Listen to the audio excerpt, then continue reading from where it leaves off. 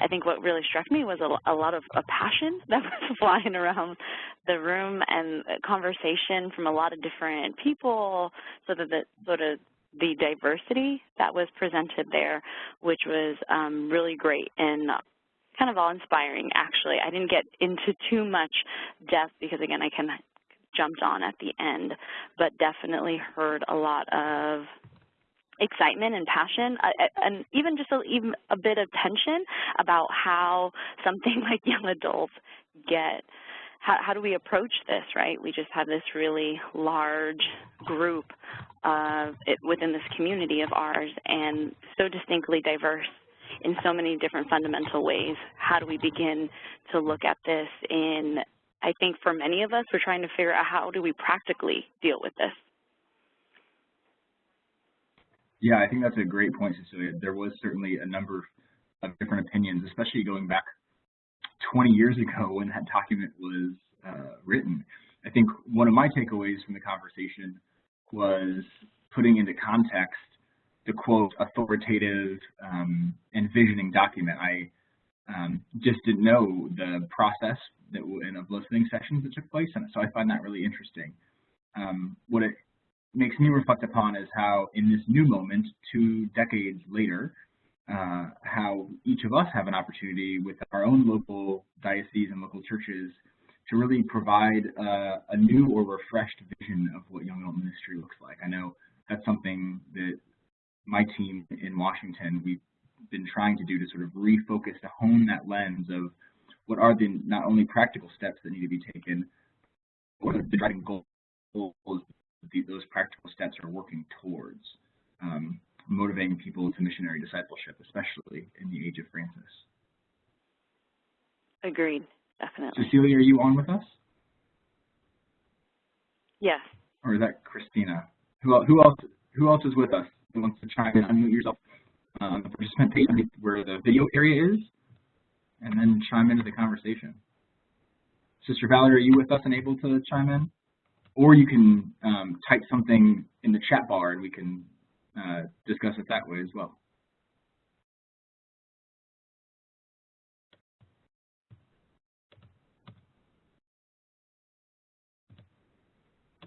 Otherwise, Christina and I are just going to have a lovely conversation. So I can hear her audio.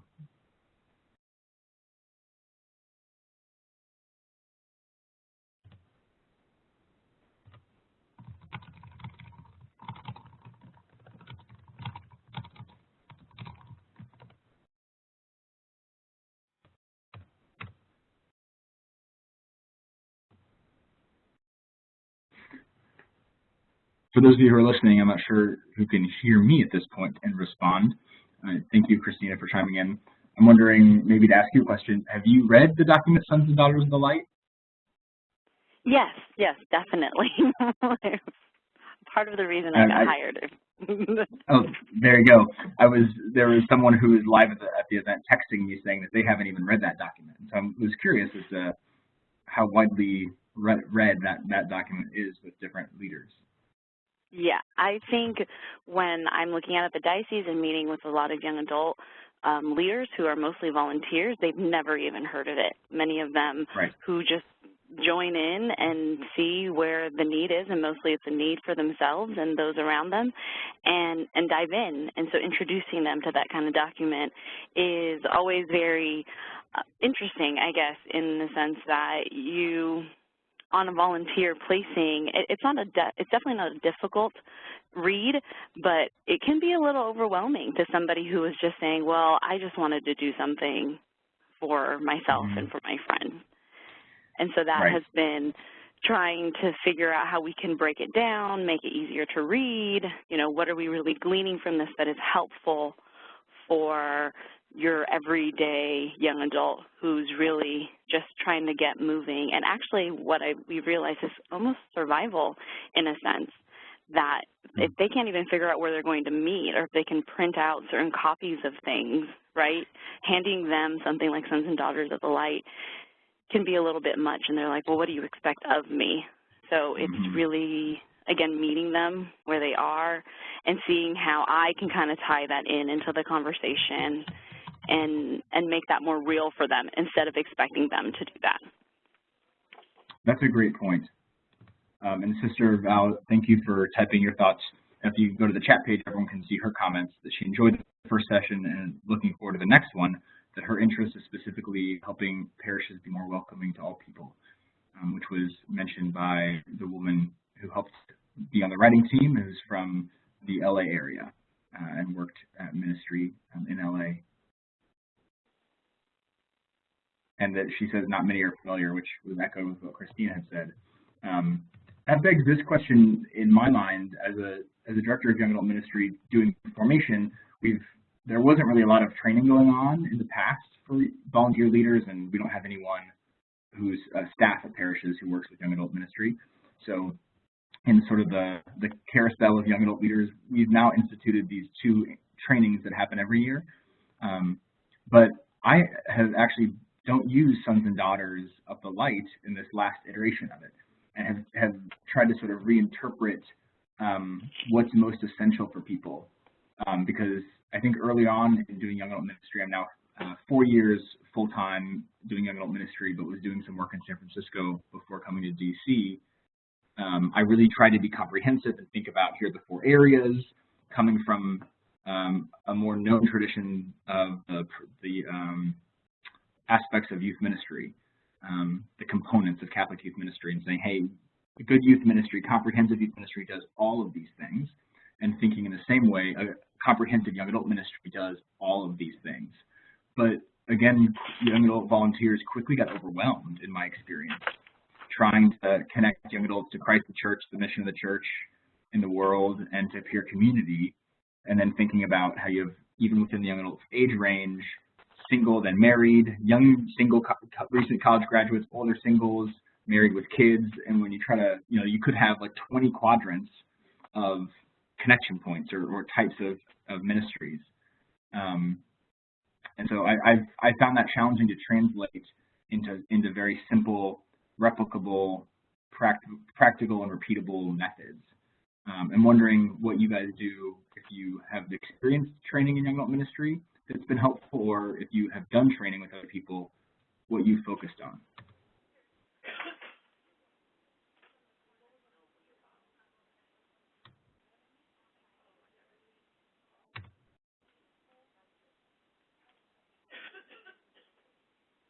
And John are just reminding us that if you want to speak and are having trouble figuring that out, there's that unmute button next to your name on the participants page. And if you speak, you could just click on that, which should mic you to be able to talk to the group.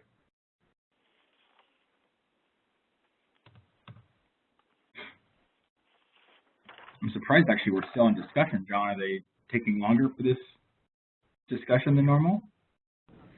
They switched the schedule a little bit around, so they are in discussion right now. It will end in another couple minutes. Okay.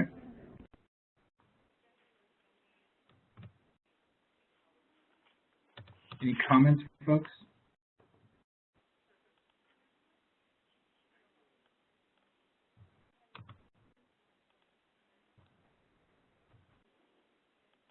I was just pulling up on my computer. I'd said that I didn't use Sons and Daughters of the Light explicitly, but I thought I would share the sort of 4 steps to evangelize young adults as a parish community, is what I'm calling it. And these are 4 principles that I started using. I would love your feedback on it, or to think how you articulate what the essential pieces are to start young adult ministry at a parish, or to think broadly of the needs of young adult ministry.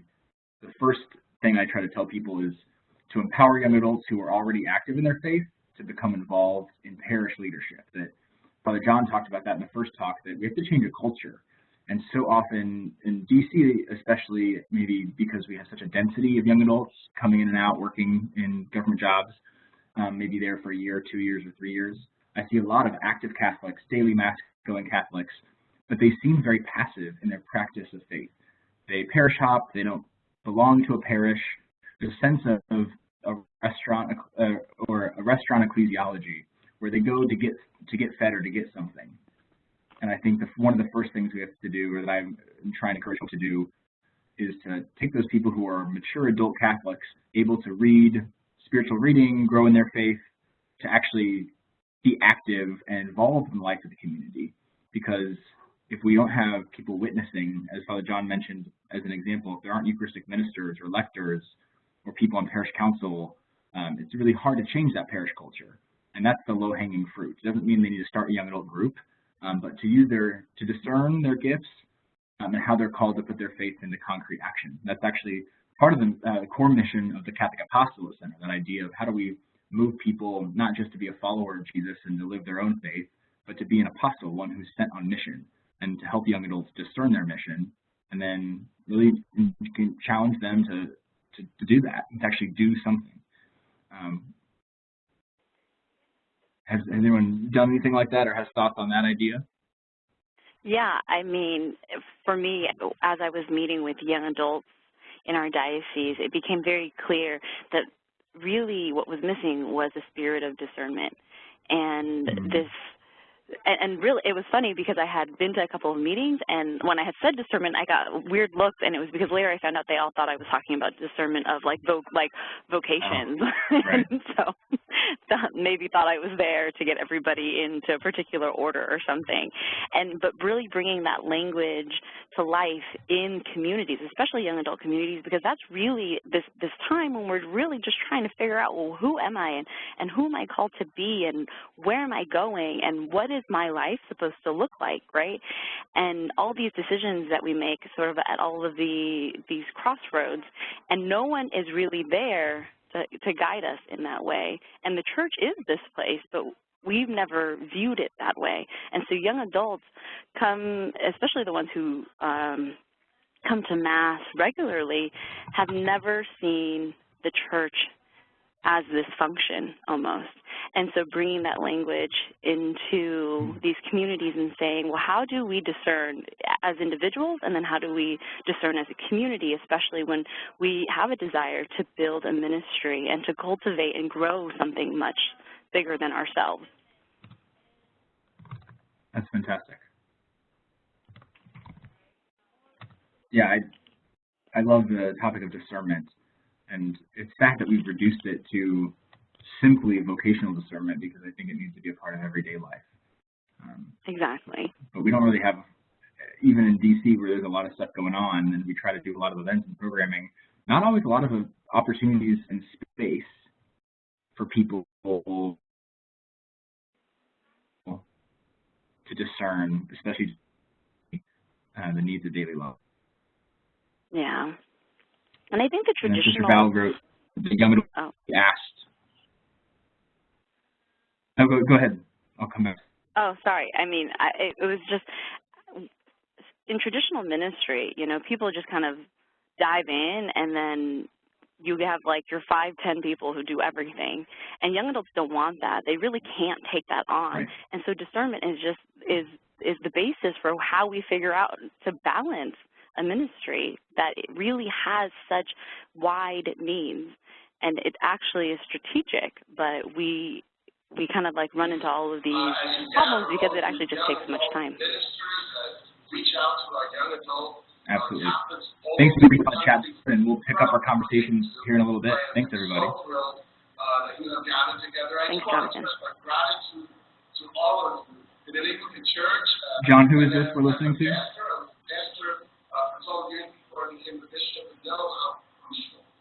How important and how blessed your ministry is all across this country as you work to bring the message of Jesus Christ and God's love, God's care and compassion to young adults all over our parishes, all over our campuses, all over this country. In so many ways, you embody the vision, the hope, the dream of St. John Paul II, who called all young people together to proclaim God's kingdom, to proclaim His love to their peers, to their friends, to their family members. And the fact that you guys do what you do makes the church strong, makes the church vibrant. And I applaud and thank you. And I want you to know that I pray for you every day for what you do, the great love and passion you have in your hearts, and for the gift you are to all of us. some wonderful messages here. We'll continue to play those throughout our time together. So now that we have reflected on where we have been, now I want to kind of start to pivot to look around at where we are. You know, young adult ministry today, and Father Cusick said this, is a lot about, it's an interesting field because in many other ministries in the church, some of the documents that go with the required reading to be this kind of minister or that kind of minister involve a lot of theological and pastoral works. But the one thing that's unique about young adult ministry is that you have to add data to that. And we are a ministry that probably crunches and looks at the data, the sociological works that are out there. So I'm guessing that if you're in young adult ministry, I'm sure that you have studies from Pew and Cara and Christian Smith's works and Hoffman Espino's works. You have these things on your desk or on your bookshelf that you constantly refer to because we're always aware of the present moment. And as Father Cusick said, data doesn't lie, so it's always good to keep a track of where we are and what's the snapshot of the moment. So I think that's one of the strengths of young adult ministry is that we are very much aware of where we are. But it is finally good for us to reflect on it. Now, when we look at the data, of course, when we look at some of those, we pull some of those numbers, they can be kind of scary. You know, we know that Pew says that over one-third of millennials today aren't practicing religious practice whatsoever. We know that 82% of Catholic young adults don't go to church on a weekly basis. And if we just reflect on those numbers, those can be very scary. And they can be very paralyzing. And sometimes that is what happens in our church, doesn't it? We sometimes, because those numbers are so overwhelming, we go, well, I can't do anything. Who am I? I can't do it. But again, I want to go back to the Pope's lesson for that middle stage, the scripture that he uses for the present moment. And the first thing he says for the Magnificat is that phrase, do not be afraid, for you have found favor with God, in the Magnificat. And I think that that is a good thing for us to kind of step forward in, because those studies, those statistics can make us very afraid. But I think we also need to know that we have found favor with God. Now, we've also found favor because we have found some wonderful people in this room who have given some wonderful input about where we are in our ministry. And so that's what that 58-page document you have in your packets is a collection of those thoughts as to where we are and where we're going. Now, from that, we have asked 3 of them to come forward to be able to share, just give us an insight, to get us to start conversing, to move us from where we were to where we are to where we're going. And so I'd like to ask, and we'll do what we'll do, just FYI to those who have been asked to come forward. Just we'll come forward. They'll offer a few words. At tables, we'll have about 10 minutes to kind of unpack. And you have, in your packets, you have a sheet with the questions. So these are the questions that I want you to continue to think. So after each one speaks, unpack those questions in your small group. When the second person speaks, continue to unpack the questions until we get through the third person who speaks, and then we'll come to the large group and share what it was we heard at our tables.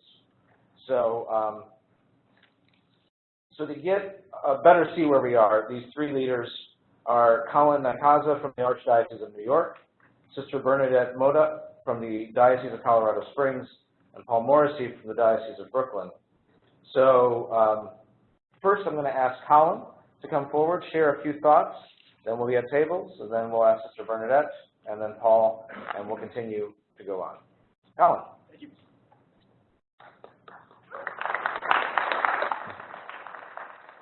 Paul, thank you very much. I thank you and the office and USCC for putting on this conference, and I'm very honored and grateful to be able to share just a few insights on just what we're doing here in the Archdiocese of New York, and I'm also looking much forward to hearing from all of you what you guys are doing in your particular diocese. For us, we have like a 2-pillar system, and in the book, it's kind of right in the middle of the crease, right where the main staple is there. You'll see where the the paper that we wrote and where I'll be coming from. There's two pillars really for the Archdiocese of New York and our approach is young adult outreach. First one is real simple. We want to help people encounter Jesus Christ. We want them to help them to grow in that relationship. This is the meaning of life. We know that Jesus is the answer to every human heart question. Every human heart is longing for intimacy, union, for communion. Every human heart is looking for Jesus Christ. We want to do everything in our possibility. Mother Teresa said that we can't really convert people. We can only put people in opportunities to be converted. So one of the main pillars that we have is encountering Jesus Christ, helping to grow in that relationship. And that's connecting to sacraments and to whatever it takes to get them to encounter Christ. The second main pillar we have in our program is to connect with each other, to connect with community, especially with young adults. As you guys know, most young adults are looking for community. If you're single, a lot of them are looking for their future husband or wife. If they're married young couples, they're looking for other young couples to be able to relate to and to communicate with and to have a community. So the second biggest pillar is to help them to connect with each other through different events, through different opportunities that like-minded young adults will come together. Now, through those two main pillars, we have two programs that we've pumped out. One is called the Love and Life Encounter Program, and the second is called the You Did It To Me Apostolic Volunteer Program. And the reason why we developed these two programs, I kind of explained it using a little bit of a biblical analogy. You're all familiar when Jesus said to Peter, "You are Peter, and among this rock I build my church." Now, according to tradition, interestingly enough, when Jesus said this to Peter, he was actually standing on a massive rock. And in this rock, there was a huge pit. And back then, they thought that this pit was the gates of hell. They thought that this was Hades. It was interesting. So when Jesus was saying this to Peter, he was saying literally, like, what I'm building here with you, these gates will not prevail against it. And the bottom of the pit is the biggest spring that goes into the Jordan River. So a lot of people consider that very spot where Jesus founded the church with Peter, the very beginning of the Jordan River, which is interesting with the book of Revelation. We have all that imagery of the river of life flowing from the Lamb of God, flowing from the throne of God. Now, there's two seas that are part of that river. There's the Sea of Galilee and there's the Dead Sea. Now, the Sea of Galilee is filled with life. Fish galore in it. There's life in it, life around it. The Dead Sea is literally dead, all right, toward the name. There's no life in it. There's no life around it. Now, it's the same river. Very interestingly, scientifically speaking, the only reason why the Sea of Galilee is filled with life and the Dead Sea is dead, and it's a great analogy for love, is because the Sea of Galilee receives of the Jordan River, and it gives to the Jordan River. The Dead Sea just receives.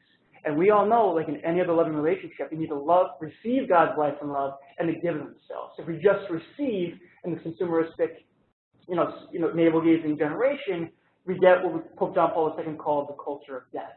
So we're convinced and we're hoping that if we set up opportunities for young adults to receive God's life and love through the different programmings, and then give opportunities for young adults to give of themselves through volunteer opportunities through the You Did It To Me Apostolic Volunteer Program, then we can transform the culture more into the culture of life, into the culture of death that we all are living in one way or another.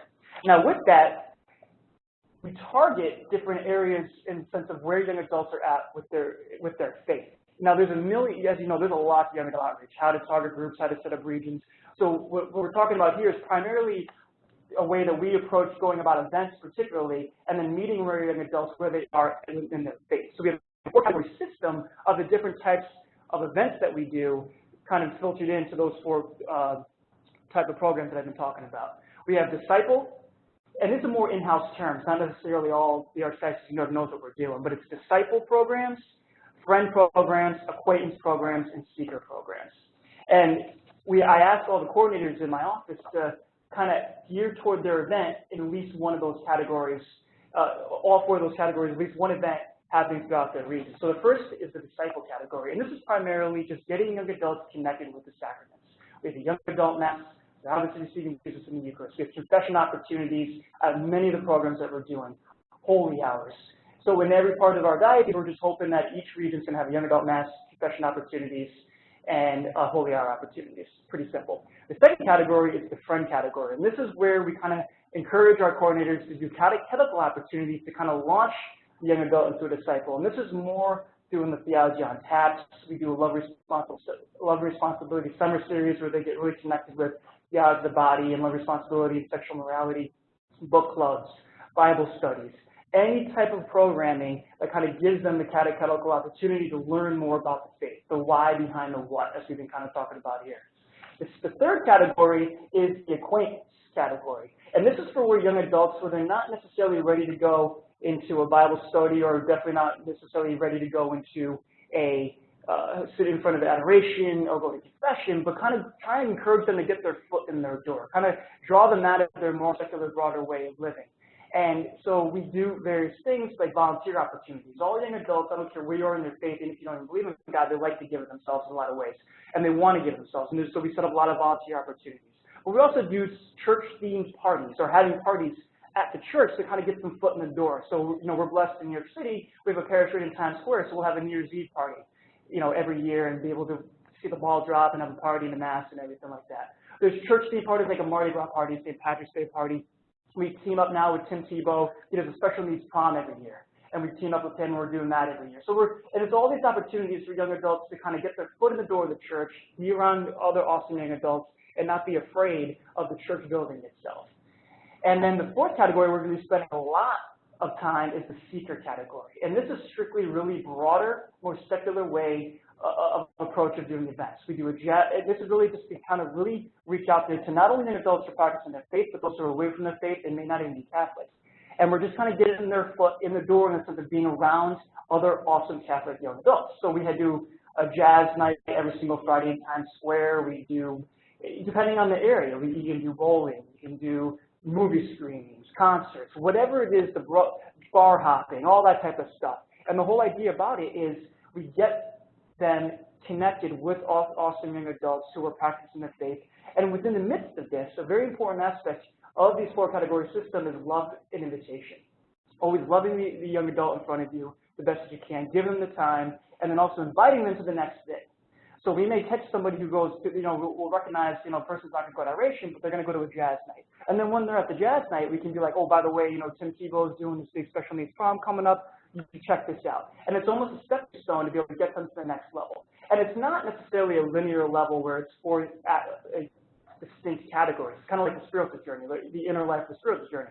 We have the purgative, illuminative, and unitive, right? And the church talks about those as three distinct categories, but they're really not. They're just three aspects along the same way, right? We're in and out of all of those different types of the inner life throughout our whole life in our spiritual journey to Christ. And that's how we look at this category system. We may catch somebody at the Cardinal Dolan Young Adult Mass as the bigger an event, but then we know they're not necessarily going to go to adoration mass, so we can invite them to jazz night. So we got young adults can kind of filter through in the four category system. And then, as I said, the important thing is to invite them. And it's also kind of meeting where when Pope Francis talks about the law of gradualness. So it gives us the opportunity to meet the young adult where they're at, and then be able to slowly bring them to a better relationship with Christ. And that's pretty much all I have to say about that, of what we're doing here in the Archdiocese of New York for the four category system.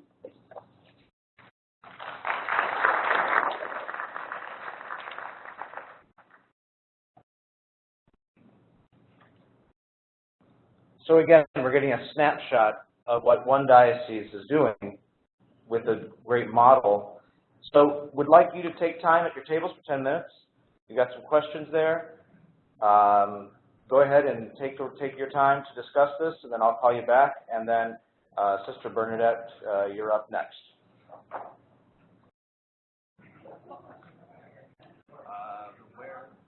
Where we're going. That one you have in your head. Yeah, so for where we're going questions. Well, are we responding individually to questions, or are we group discussing? So if you want to talk and you want to do individually to prepare, that's fine too.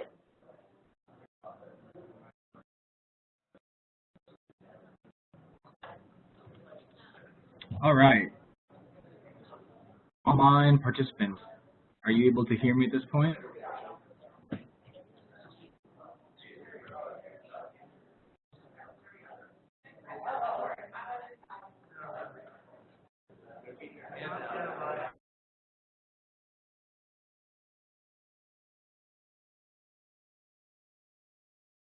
Hello? Cool, thank you. I'm happy you can hear me. The link to the white papers in the chat, I just was able to find it on page 31, is where Colin's talk launches. It doesn't have a title or cover that has his name on it that I've seen. But if you start at 31, that rolls through his 4-category strategy for young adult outreach. I'd ask John if he's listening or someone managing in person, to drop the questions, and there they are. So on the left side, you see our questions for conversation, and again on page 31, if you click the link that was dropped in the chat section, you can see the 4 categories he talked about: disciple, friend, acquaintance, and seeker. So before we get to questions which don't necessarily directly respond to what Colin said, I would love people's thoughts on Colin's reflection. If you want to raise your hand using the hand up button and talk to the group.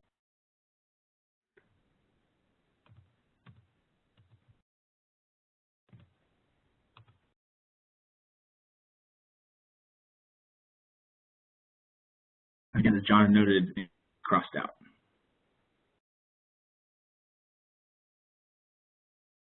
Is anyone able to speak? Because if not, then I think we should move just to the chat section for reflection together.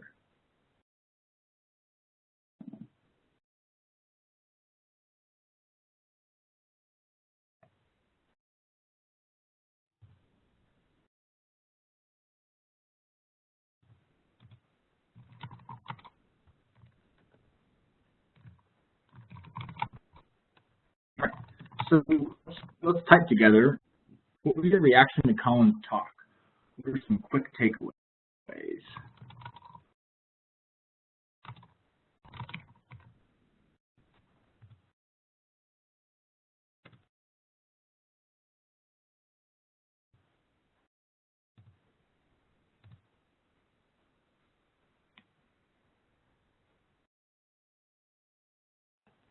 I'll say that my takeaways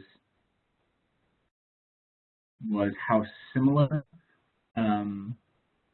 these areas were to Sons and Daughters of the Light before connectors there. But I really like how Colin has oriented them around a process moving forward.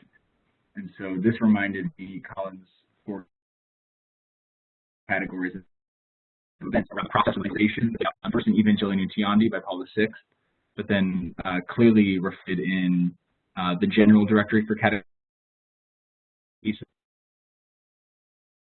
and then catechesis, talking about meeting people where they're at, the process, the stage of pre-evangelization, the information initiative catechesis, ongoing catechesis. The same steps were articulated in Sherry Dell's book, Forming Intentional Disciples, using more post-language. But I like that Colin's use of disciple, friend, acquaintance, and seeker seeks to provide stepping stones for people to find the faith-appropriate event for them to connect in and to grow.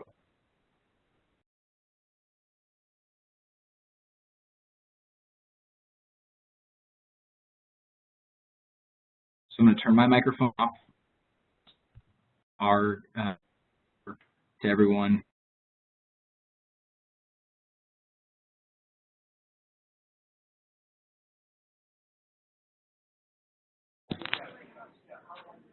Yeah, just I guess mentioning, going off what you were saying, Jonathan, I mean, in regards to how he sets it up and like how he's able to take it forward from what Sons and Daughters of the Light was discussing, I think, I don't know, what struck me too was in each category, he like knows, Colin I think knows, in addition to like the young adult ministers that are within each of the parishes in New York Archdiocese, that they just know like what is offered to them and like what is there present. I mean, it's New York, so you have like, it's a bustling city, it's like a metropolis of sorts, but I mean but being able to like there are many resources that are present, but then also just having a knowledge of those resources I think is really important, because a lot of times like trying to find like a good place to like meet up outside of the parish grounds or outside of like where is like normative for like parish gatherings or like church gatherings, it's like it gives an element of, I don't know, it gives it a unique element that allows for that growth, that the community building that is definitely necessary for young adult ministry, and that for it to flourish in that regard. So.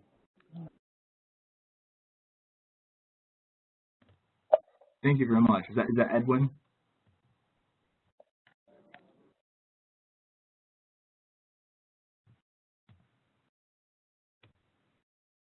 Anyone else want to chime in?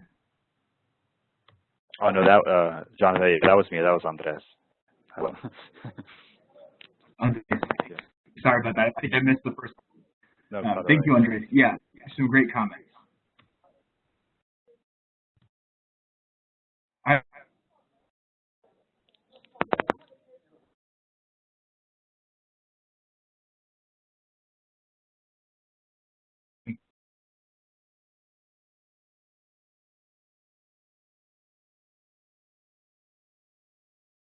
Is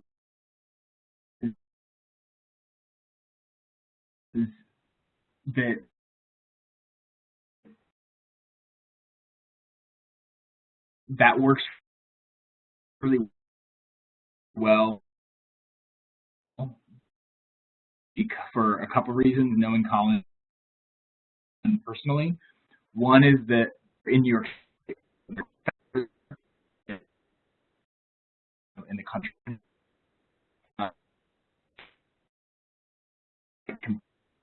going on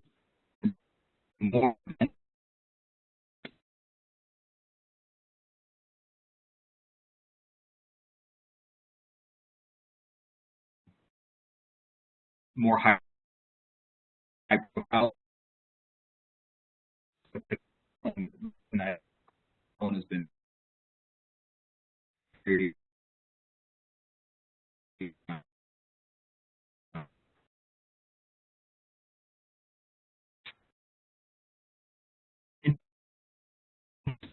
things like that.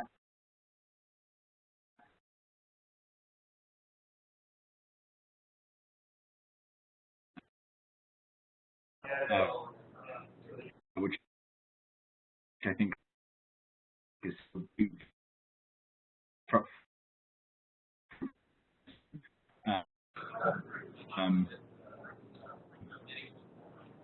I just think that's a great point. Controversy.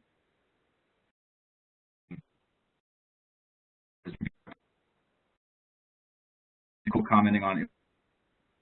You'll have more time to talk in the small groups after this as well.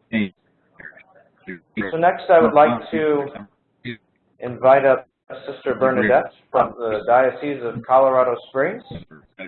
So please welcome Sister Bernadette.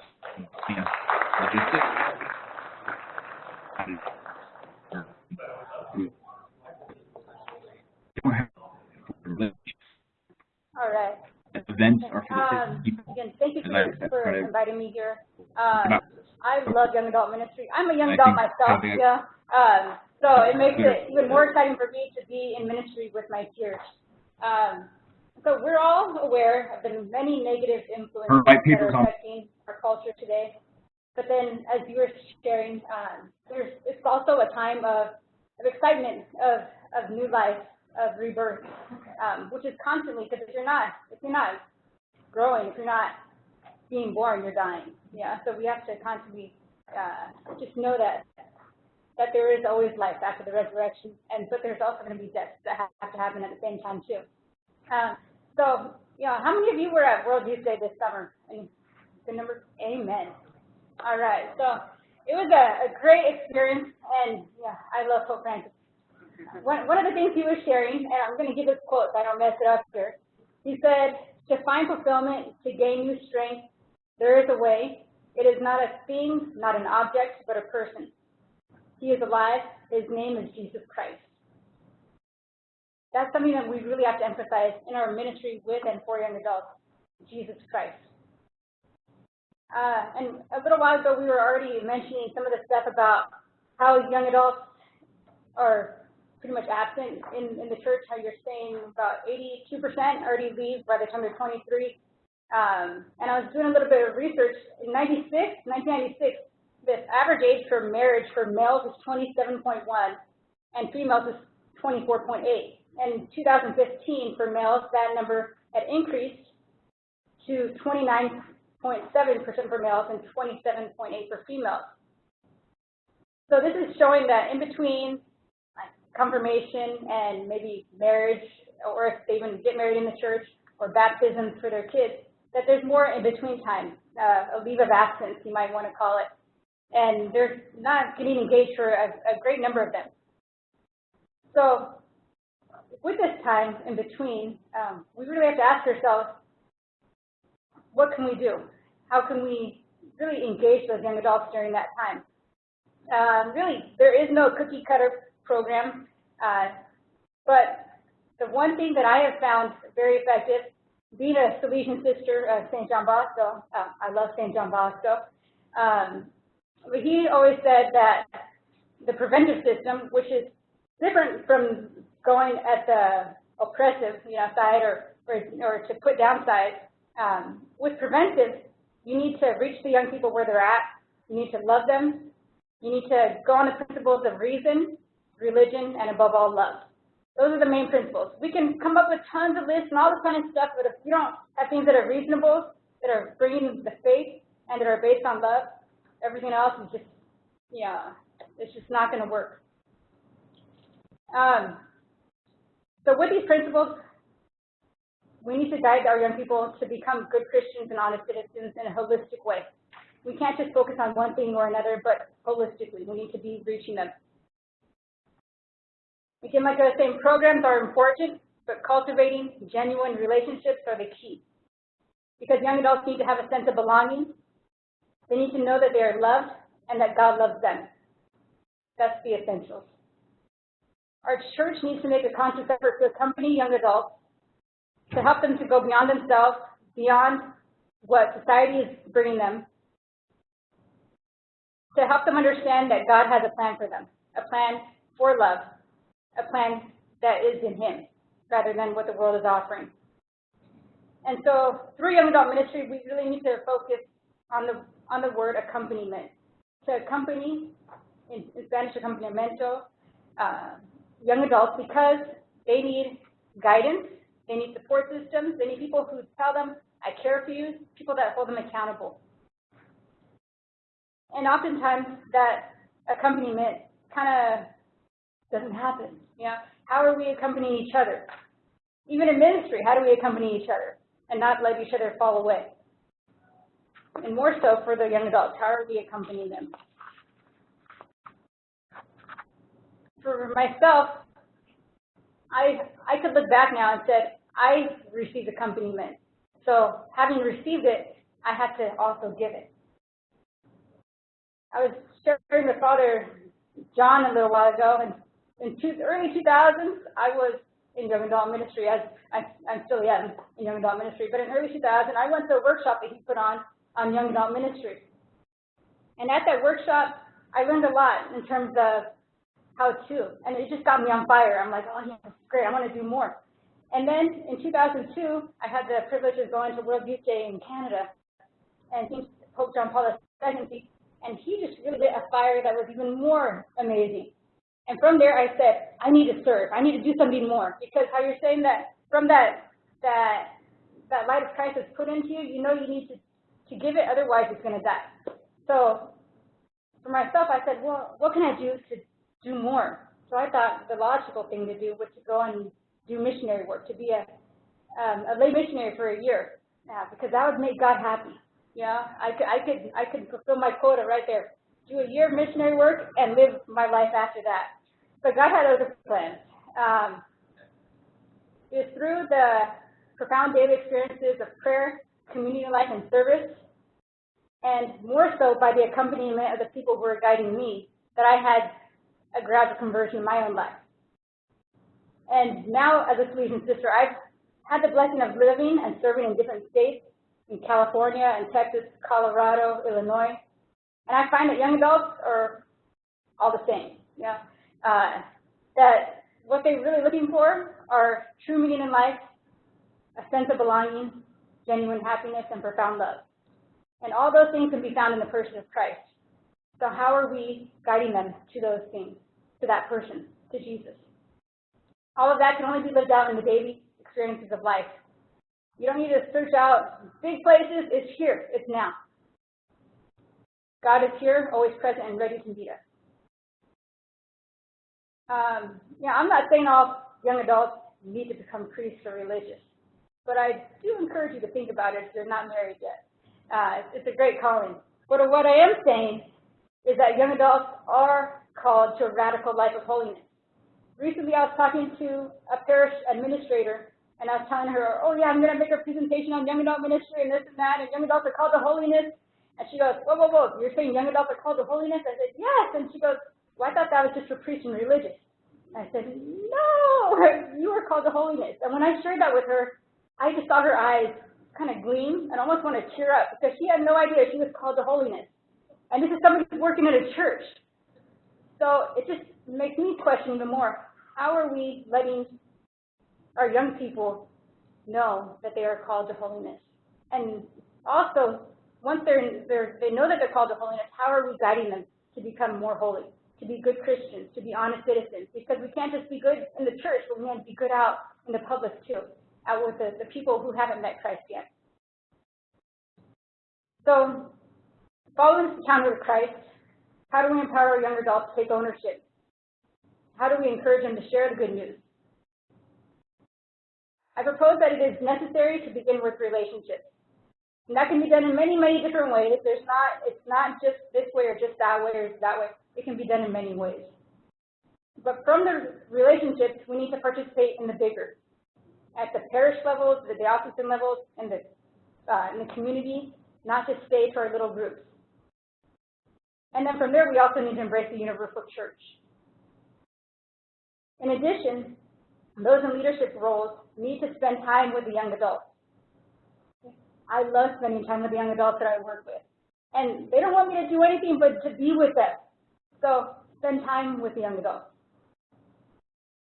Also, we need to be able to foster real human relationships of love with them so that we can guide them to that fullness in Christ.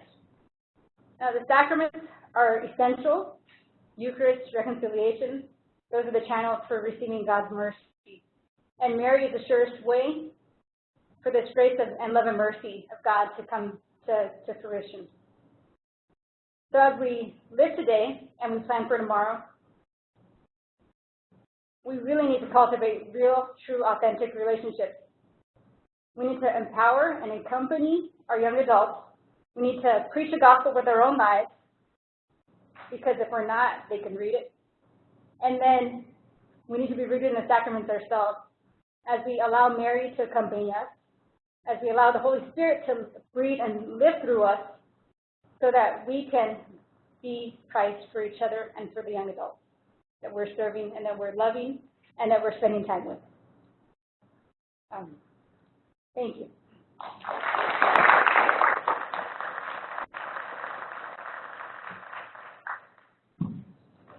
Same drill. Take 10 minutes to discuss in your groups what you've heard, how it impacted. Again, this is still the conversation on where we are. I think in the last one I said where we're going, but it is where we are. I'm getting ahead of myself. So 10 minutes. All right, and we're back. Thank you, everybody. Thoughts on sisters' conversation? Again, either use the chat bar to type in some of your thoughts and we can read those together, or use the hand signal to unmute your microphone and we can talk together. Anyone want to kick us off?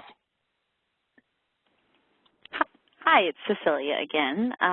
I was really struck by the word accompaniment. I think it's just something that is so prevalent in our ministry, and especially with Pope Francis, but I think it's easy to assume we understand what accompaniment is and much more difficult to execute. And I was just at a training last night with young adults and about what cura personalis is and what it means to care for a person as a whole. And it's very easy for many of us to meet another young adult and say, oh, especially if you're a leader, you know, what is my objective with you? Like, how can I fill you into a particular position or spot, or where I need help? How can we make this grow? And you see them as an ends versus walking alongside them, caring for them as a person. And Pope Francis really just brought this to the surface. And I think it's the crux of what we should be doing in young adult ministry. So that really resonated with me. Thank you, Cecilia. Sounds like a wonderful presentation on the care of persons. I'd love to hear that myself.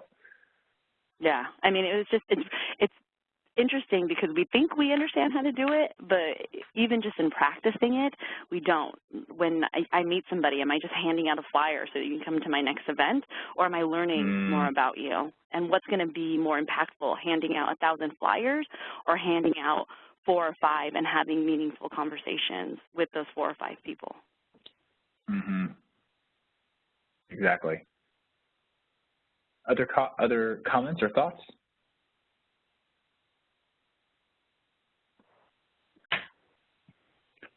I'll say the question that Sister raised for me is trying to understand where or how accompaniment takes place or ought to take place if it isn't most naturally. I think this is one of the biggest challenges. I tend to be sort of a macro thinker before I'm a micro thinker. And so thinking, all right, I've got 140 parishes. How do I help accompany the tens of thousands of young adults in our area? Or thinking within a specific parish, what are the ways that we accompany? The couple thoughts that I have, 2 off the bat, would be small groups and mentoring. I really think there's no way forward in young adult ministry without, in Christianity probably in our country, without forming smaller communities, whatever model of small group ministry it is, to help people be known and not anonymous.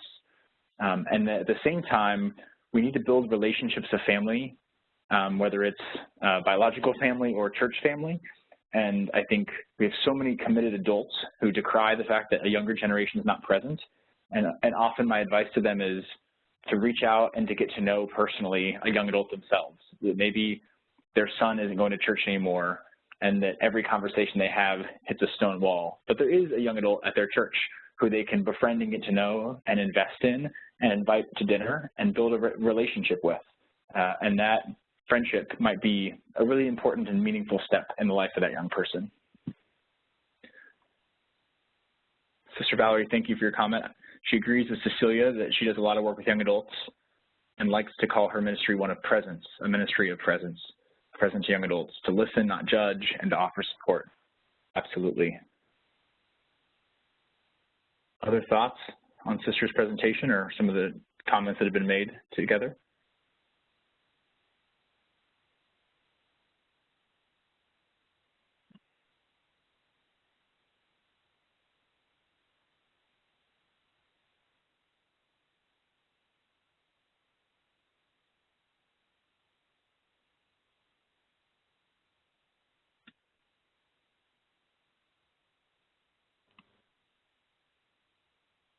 Edwin here in Seattle. Can you hear me?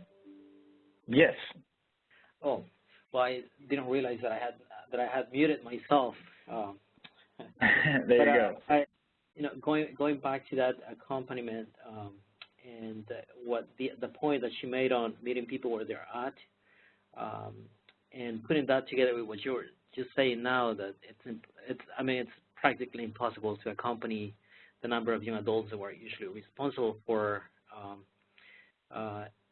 When we are from the archdiocesan perspective, and yet there are leaders who can soon be overwhelmed, as Colin pointed out in the previous presentation. And what I find is that even just accompanying the leaders that I work with can be quite a challenge because of the time constraints. And there's usually the one next thing that needs to happen. And yet, when a couple of weeks ago we were sitting with young adult leaders in our archdiocese, and there was someone who said, well, I just want to go to events where I can meet a good Catholic guy that I can date. And that was her thing, and it was a very candid, I guess, comment, but also very enlightening in terms of the need for us to be able to connect with those deeper needs that they bring and listen to those questions and concerns. And yeah. Absolutely.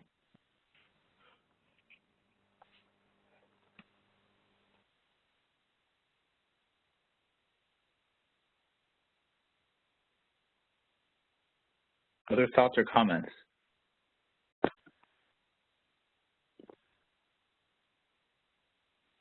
I think another mode of accompaniment can be spiritual direction or spiritual mentoring. I see an uptick of people looking for some spiritual guidance, maybe because of experiences they've had in college. And while it can be impossible to find every young adult a spiritual director, I think there might be models of either counseling, spiritual direction, or a spiritual mentoring type relationship that we need to make more available in the church for young adults and for older adults as well.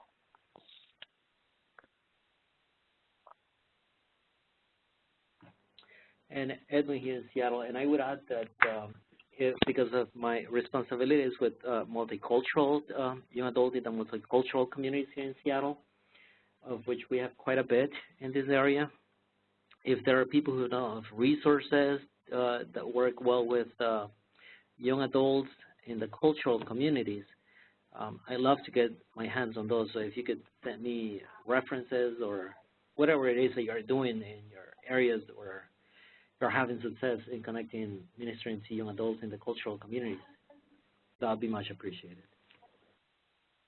That's a great topic, one that we also struggle with here in Washington.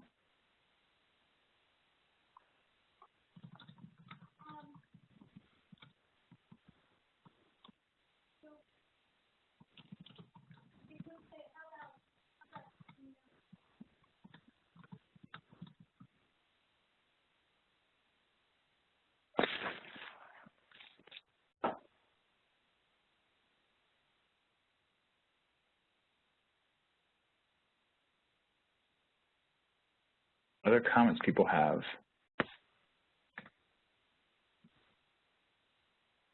I don't think anyone tends to disagree with the idea of accompaniment.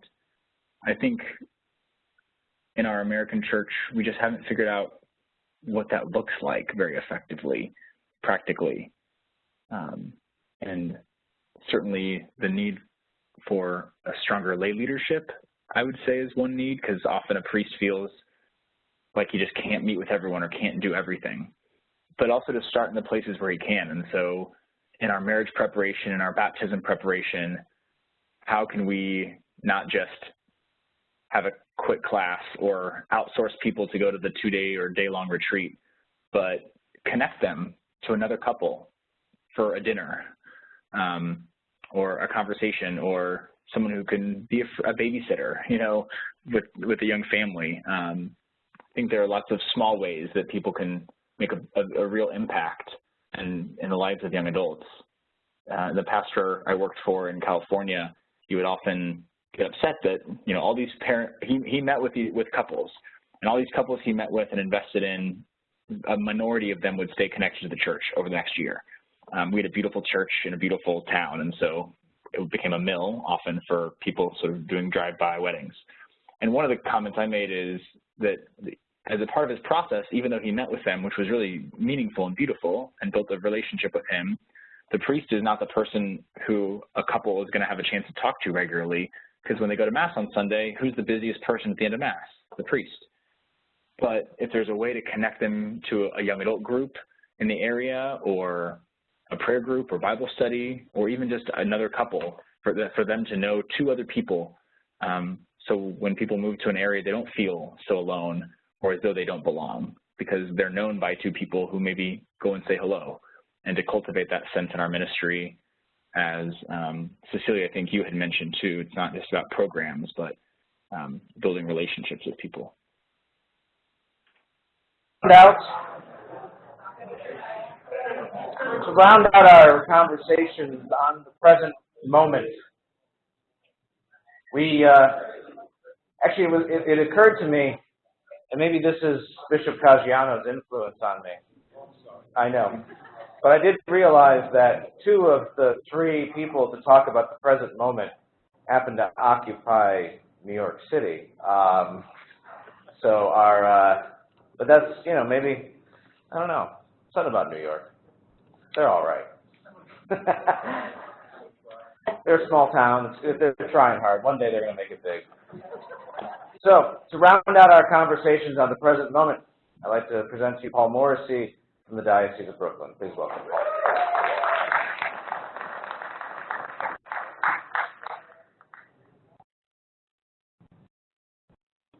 Thank you very much, Paul, and everyone else who helped put this together.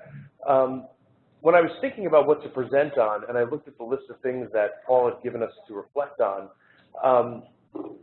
I really just started thinking about what we do in the Diocese of Brooklyn that works, what doesn't work, and I came up with a few thoughts, and I broke it up into 3 sections because we're Catholic and we do things in threes. So what I'm going to talk about is opportunities of encounter, engagement, and mentorship, and depending on what day of the week it is, I rearrange those into different orders as to how I like them. So if you don't like how they're organized, I would probably agree with you tomorrow. But just to reiterate a little bit about what was said before, a lot of the studies that we're reading and learning about are talking about how about 85, 82% of young adults that call themselves Catholic aren't participating in weekly services, which then means we're really only doing a lot of outreach to those who are in the pews. So we're only really reaching out to about 15 to 17% of young adults that we have access to. I know that going out and evangelizing in the streets can become a difficult thing, and I know evangelization is a new word in the Catholic faith, I'm told. So it's having conversations about our faith sometimes can be a little daunting and scary, but the reality is we have to go past those 15 to 17%, maybe even outside of our own comfort zones, to do real outreach and meet young adults where they are. I want to bring up a few things that are going to happen if we fail to connect with young adults. We're going to lose the attention of a whole generation. We are going to lose the attention of a whole generation. I know we like to talk about how, you know, young adults, youth, they're all part of the church of today, and that's true, but they're also going to be the leaders of tomorrow. And if we don't engage with them, we're going to lose an entire generation of leaders who are very good and effective at what they do, and if we empower them, they're going to do even greater things. We're going to damage the church's reputation. We need to be there for young people in critical times of their lives, and if we're not there, young people, when they come to think about marriage or bring children to education or baptism, they're not going to look to the church because we weren't there in the past. Without young adults, the churches are going to lose their dynamism. They're not going to be as vibrant. They're not going to be as energetic. And I think we could see that around the room. We have so many energetic ideas because people have been coming up and thinking about new things for so long. And I think it's very important that we empower young adults into leadership roles. Young adults are going to struggle and frantic if we don't. They're going to struggle and become more frantic if we don't connect with them. Being a young adult, and sometimes we use the term emerging adulthood, they're in transition, right? They're leaving school, they're going into the workplace. Relationships are rocky. The church can be a central place where there's prayer, thoughtfulness, comfort, love, and we need to be that place for young adults. Also, we won't be able to live up to our mission as the church to be there for the marginalized. We may not think that in the capitalist America we live in that young adults can be marginalized here in this country. Spiritually, they're marginalized. Young people will leave confirmation in 8th grade, and we consider that graduation in many cases. And there are young adults operating, making adult decisions about their faith life with an 8th grade education in their faith. That's kind of a scary thing when you think about it. So being there for young adults is very important. Like I said, I want to talk about these 3 things: opportunities for encounter, engagement, and mentorship. The first thing about opportunities for encounter, are we utilizing our opportunities to be with young adults? Opportunities like Ash Wednesday, Palm Sunday, Christmas, Easter, Advent, Lent. Young adults are coming into our church buildings, and what do we have set up for them? In many cases, we have nothing. And when I speak to a lot of pastors in the diocese I work in that won't be named, even though it's on my name tag someplace, they'll say, well, we have church, they can come to Mass. But young adults are looking for more than just that Sunday liturgy or that Saturday night liturgy. I think weddings are a great way to offer that encounter. I think about my own wedding prep and marriage prep and how my friends, when they came to that marriage prep, not the marriage prep, the wedding prep, it was wonderful They had a great encounter with the priests, with the community, and a lot of young adults in my family said, we don't go to church for X, Y, Z reasons. They were encouraged to become, I guess, to rethink about why they're not part of their own church. Also, opportunities for encounter.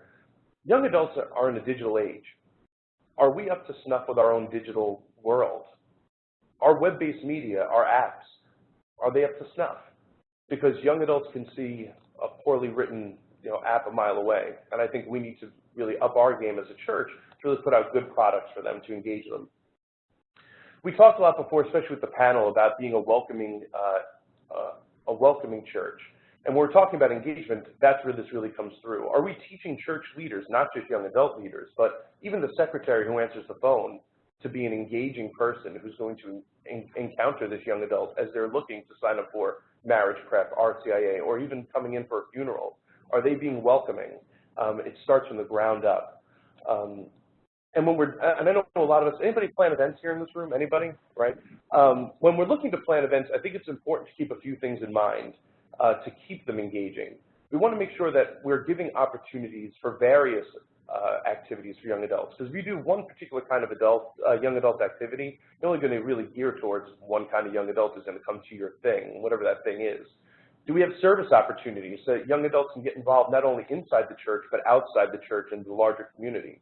Do we have spiritual components that are different than just your Sunday liturgy? Do we have holy hours that are often, Bible studies that are often offered? Maybe even going to see the cathedral of the diocese, other things that they can connect to spiritually. Do we have serious gatherings that they can talk about the faith or real issues, which for pastors would allow them to kind of see where real leadership can be in their parish? Also, social opportunities. I know we talk a lot about community building. Sometimes that gets overlooked by our church leaders as being all that thing. But no, it's important. Young adults are looking for community, and I think we need to give it to them. And the last thing I'll mention is mentorship. This has been on my heart a lot recently. Are we using the leaders that we have in the parishes that have already done such great work for many years to mentor those young adults? Our young adults have lots of talents.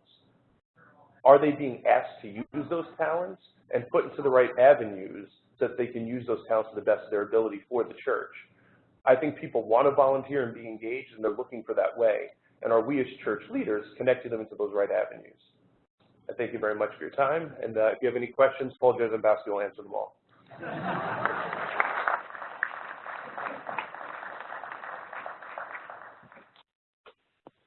All right, our last white paper of the day. Take 10 minutes.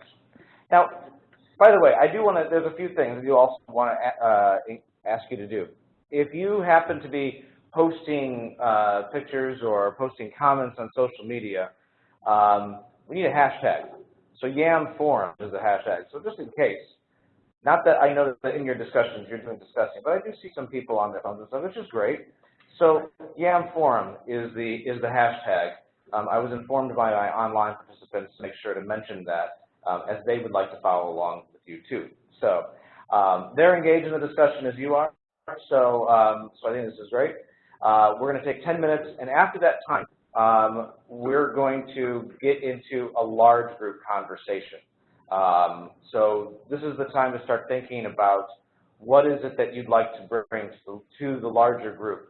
What hasn't been raised yet? We're talking about where we are. So you heard 3. What hasn't been raised yet? What else is out there? Where else are we? What else should we be thinking about this present moment?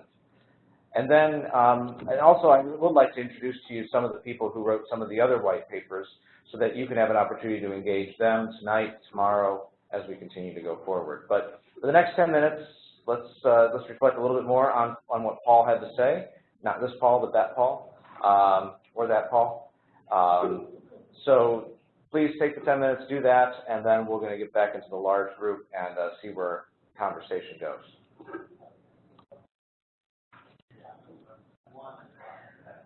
All right, online team.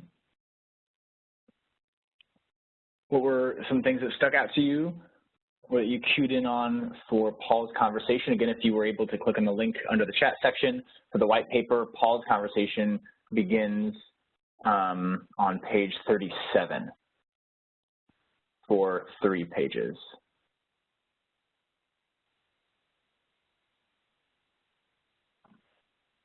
Who wants to kick us off? Hi, Jonathan. Hey, John. Hi. I just wanted to add a. Paul's making an announcement. They're giving us 15 minutes. After the conversation, but we'll be back in the large group at 5. So I just want to let you know that I'm not having you just sit in your seats forever.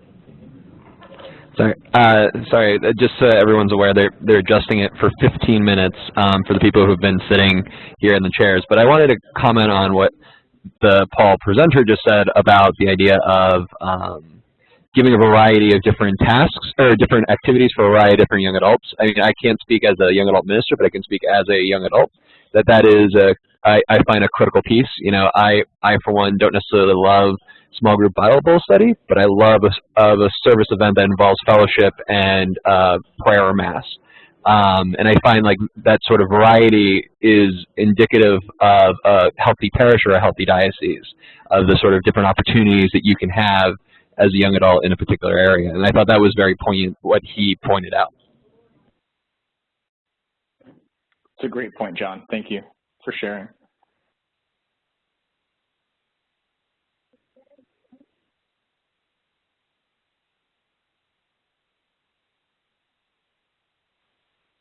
Other comments on Paul's white paper?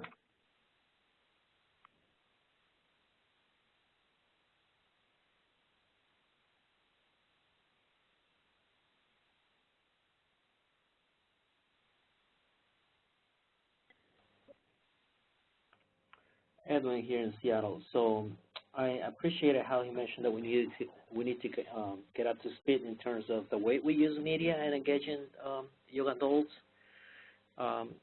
And also I would add the importance of what he also emphasized, those personal connections and encountering each other, and striving the balance and not, I know that I oftentimes think that because I have sent an email, I've communicated, or because I've posted something on social media and people have commented on it. And yet, going back to that need, that basic need to just experience each other and encountering people and have those personal interactions, I think there's a lot of value in that, in finding that balance, I mean. Absolutely. And I find it takes a lot of time. Our social media, in terms of the digital piece you had mentioned, Edwin, our social media is DC Catholic on Facebook and Twitter. And through the help of some interns, I've been able to create more ongoing presence, but keeping up with it takes a real commitment. As a millennial, it comes probably more naturally to me than I take for granted for other people. But I've been to multiple events that are some of our biggest events of the year, and when I ask people how they found out about it, every time at least one person says Facebook or Twitter, which always kind of blows my mind because I don't often really think practically that process works so well that people hear about an event and then show up just because they saw it on Twitter. But I think it's an encouragement to always communicate and then communicate some more in a diversity of ways.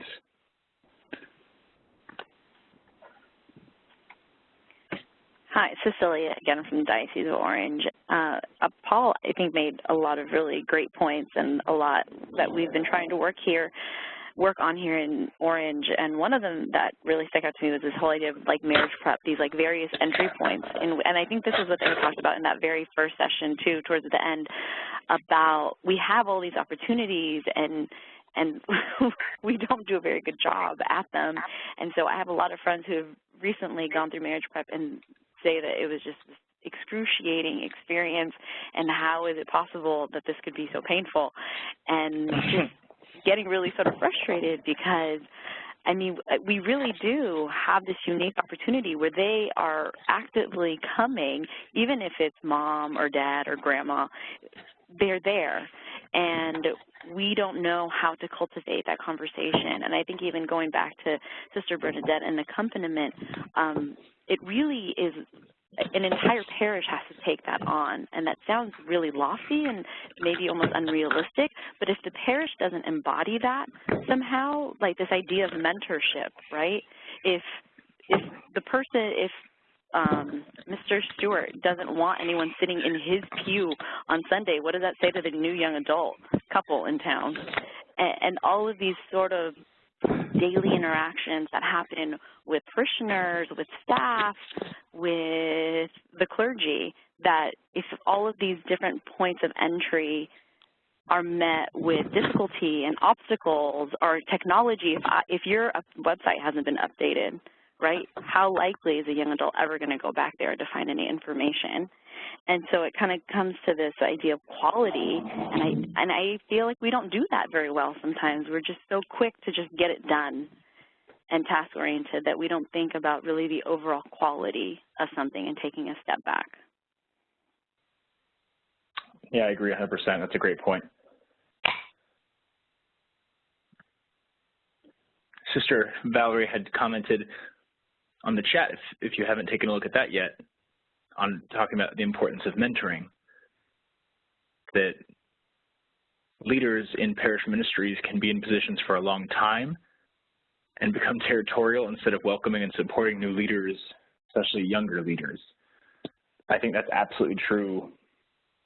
To sort of echo some of Paul's, Morosi's big kind of scary comments about losing a generation, one concern I have, having worked in parish ministry for a handful of years, is that exact point that Sister Valerie mentioned, is that we have an older generation who really have done amazing work when they haven't probably gotten much support, when there wasn't a strong culture of lay ministry, to start food banks and to be an RCA team leader, et cetera.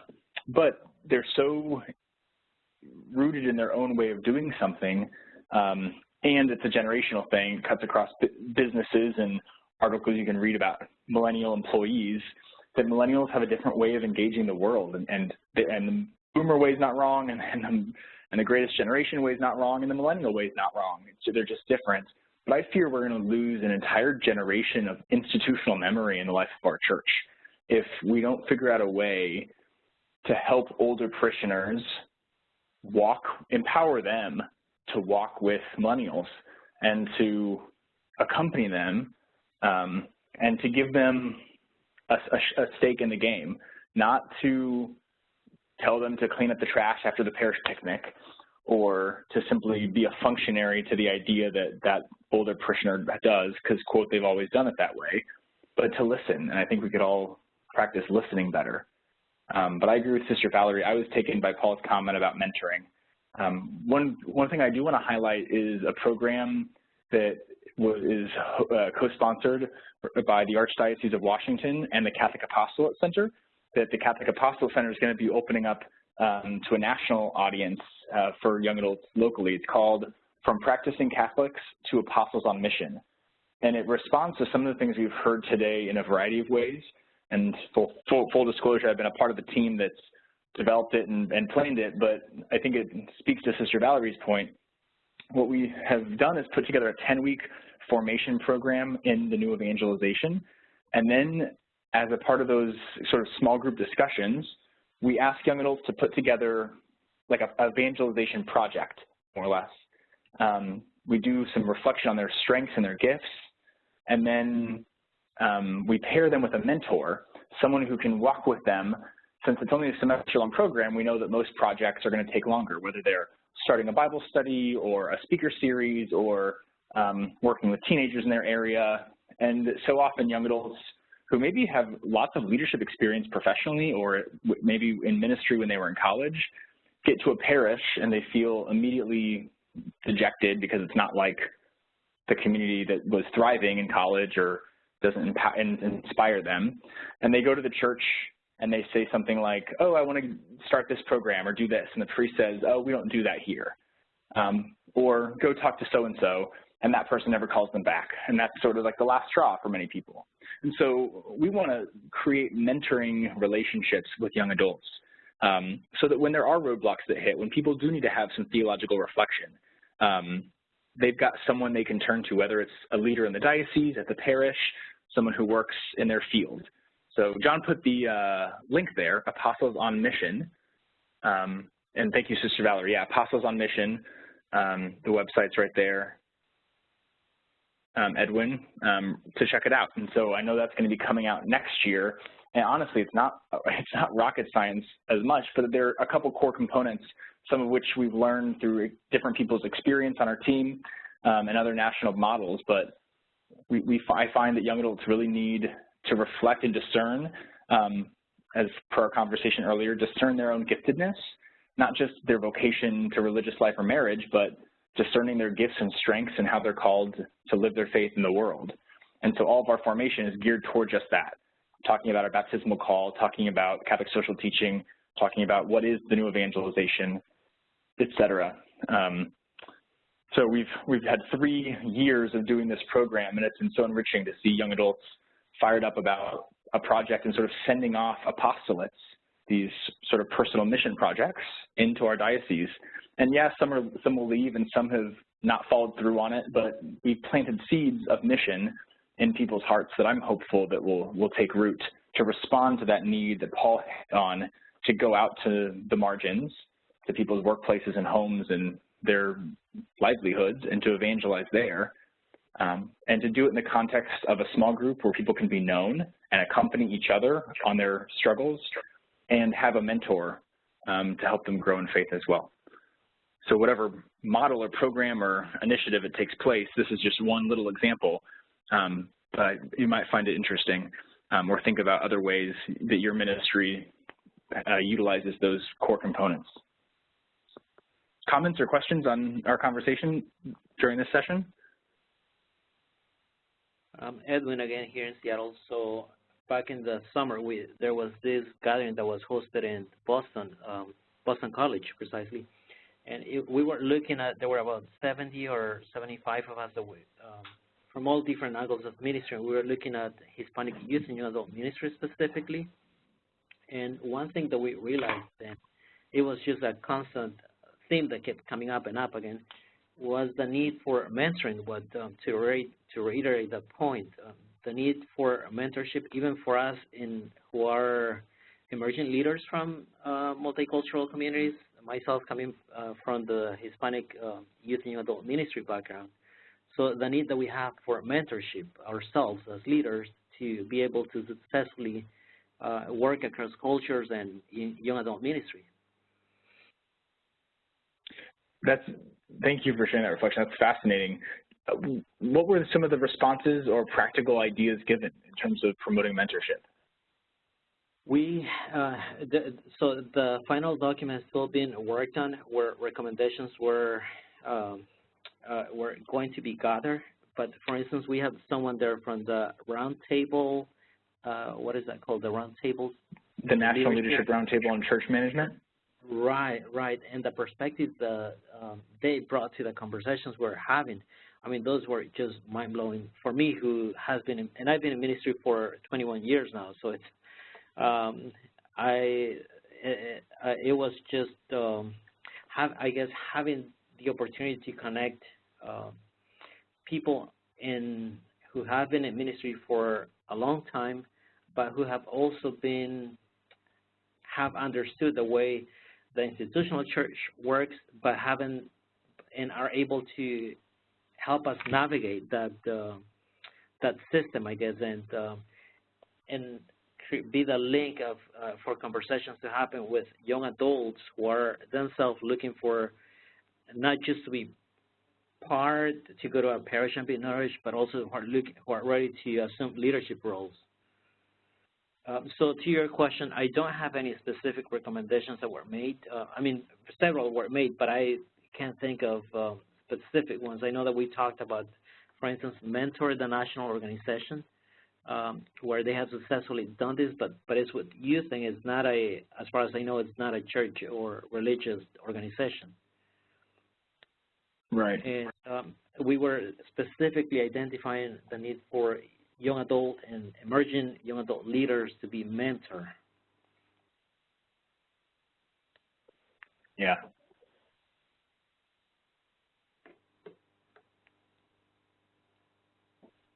And if you'll notice in the chat, John had made an important comment that in the next minute or two, we're going to be moving to the large group discussion. So I think this ends our small group time for today.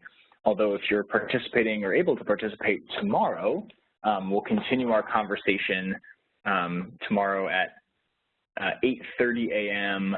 Pacific time, and then talking about where are we going, dreaming of the future of young adult ministry. And so I'll be online and hope that many of you and others can join for that conversation, because I think moving forward we have a number of other white papers that are going to be presented that I'm looking forward to hearing.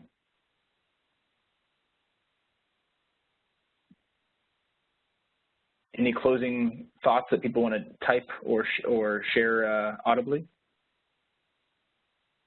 Thank you, Sister Valerie, for sharing that resource of Parish Catalyst. I'll have to check that out.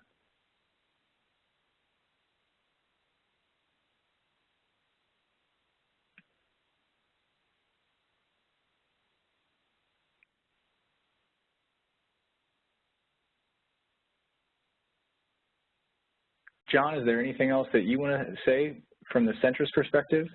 You didn't really have a chance to introduce yourself or the center, but certainly want to thank the Catholic Apostolate Center for putting together this meeting. It wasn't planned initially by the team, but they stepped up last minute and allowed this conversation to take place. Yeah. I just wanted to quickly mention, if you guys have any questions or comments, the videos will be available shortly after. I will be giving it to Paul Derzenbowski over at the USCCB. But a little bit about myself, I am the Assistant Director of Programs at the Catholic Apostolate Center. And so one of the things I was asked to do recently was help facilitate this webinar. So hopefully you have all enjoyed the participation. It'd be great to get some feedback. And as Jonathan said, hope to hear you guys all, or see a number of you guys participating tomorrow, because I'll also help with that as well. So thank you guys. I know some of you, it's probably pretty late, so have a good evening. Thank you very much, John.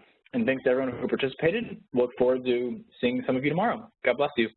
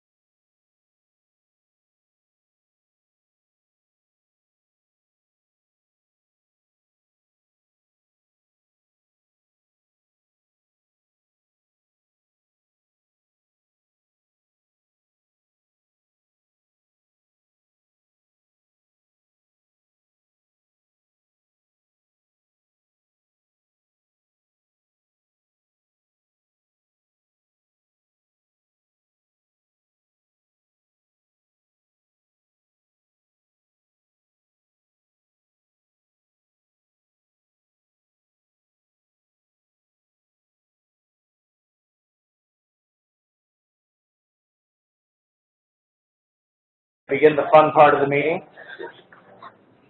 If you haven't had fun yet, now's the time it's going to start. If you've been having fun already, it's only going to get better from here.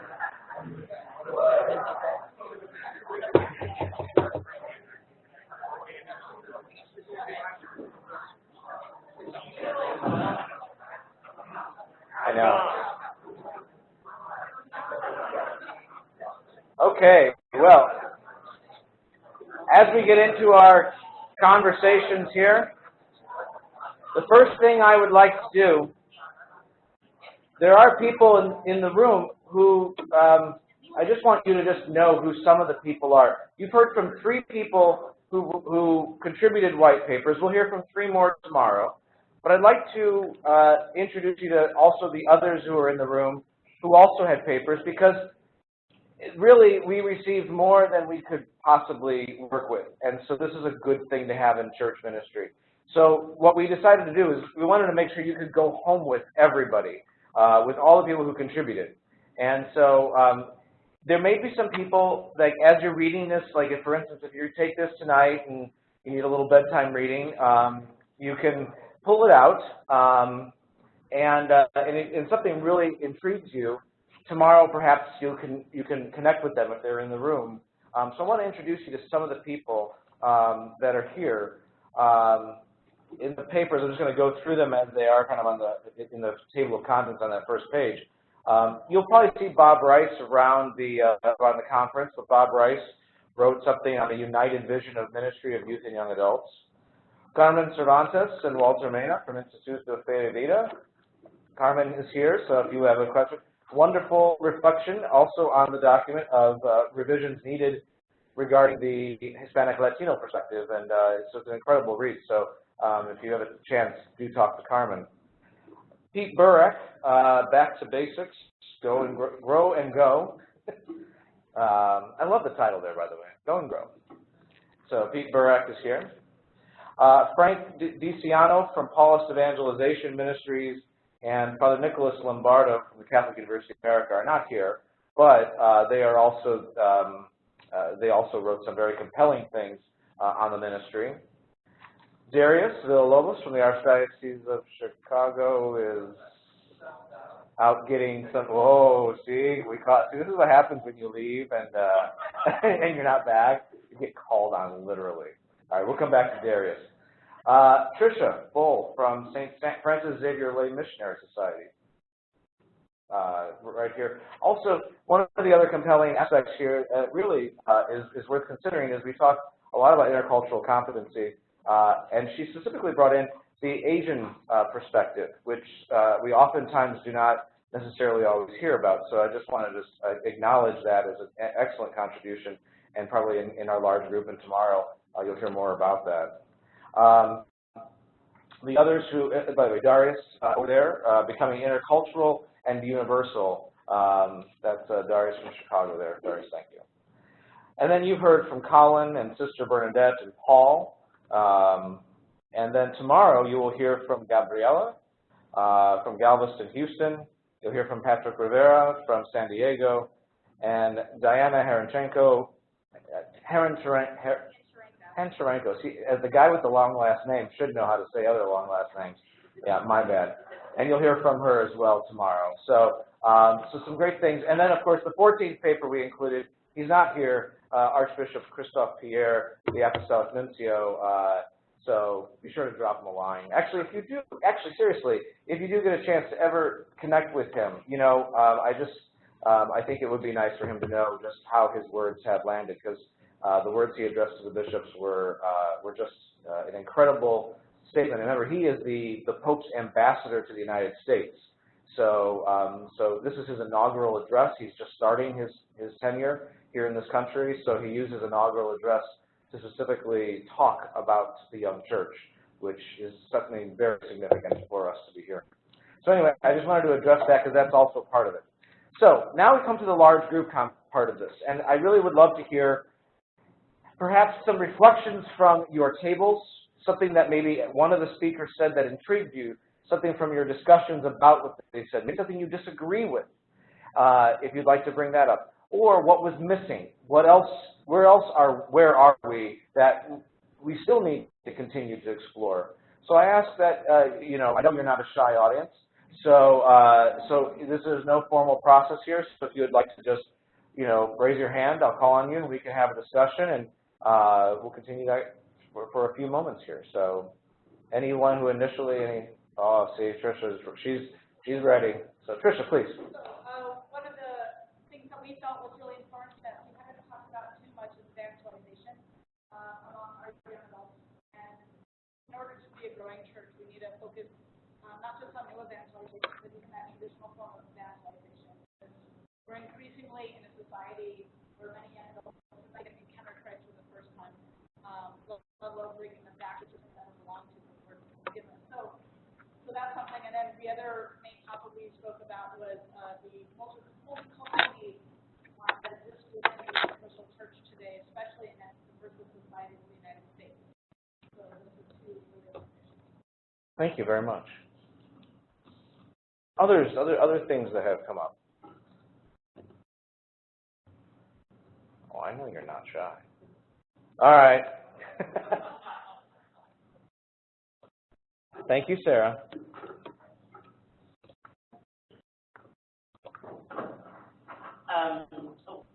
So one of the things we got talking about at the very end, which I've always found a bit intriguing, but something that I think we might want to talk about is the name young adult. Young adult, when do I become an adult? You know, what is that thing in my life that I then become an adult? Many young adults who we've been in ministry with have felt like adults. They have 5 children. They're, 6 years into their job, 10 years into their job, and we're still calling them young adults. When they go to the bookstore, the young adult book section is for teenagers and tweens. When does this shift happen? Okay, that's something that's philosophical and all of these other things.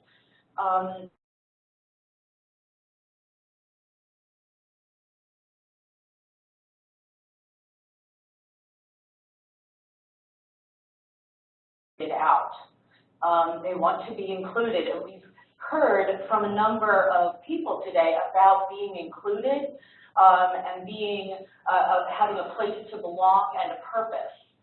When we separate them by a name, a title, a distinction like that, it's another way that we can alienate them. So I think that may be a topic for conversation as we move forward with sons and daughters, however we're doing that. So we have, over here.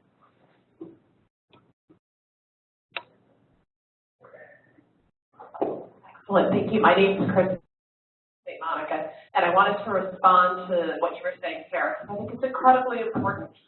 In my life previous to being a minister, I'm trained as a clinical psychologist, so I really love the whole concept of adult development, and there's a lot of work out there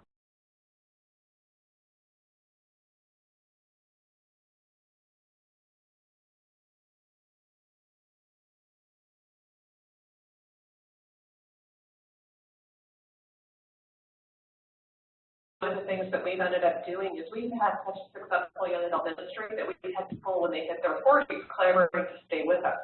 We said, this is not the right, setting for you. So we created our 35 through 40s ministry where we're looking at what are issues of midlife, what are issues of dealing with aging parents. So I think there's a lot of really exciting work out there, and I think that would be great to be able to incorporate into going forward. Where are we with adult development and the different milestones as we continue to grow?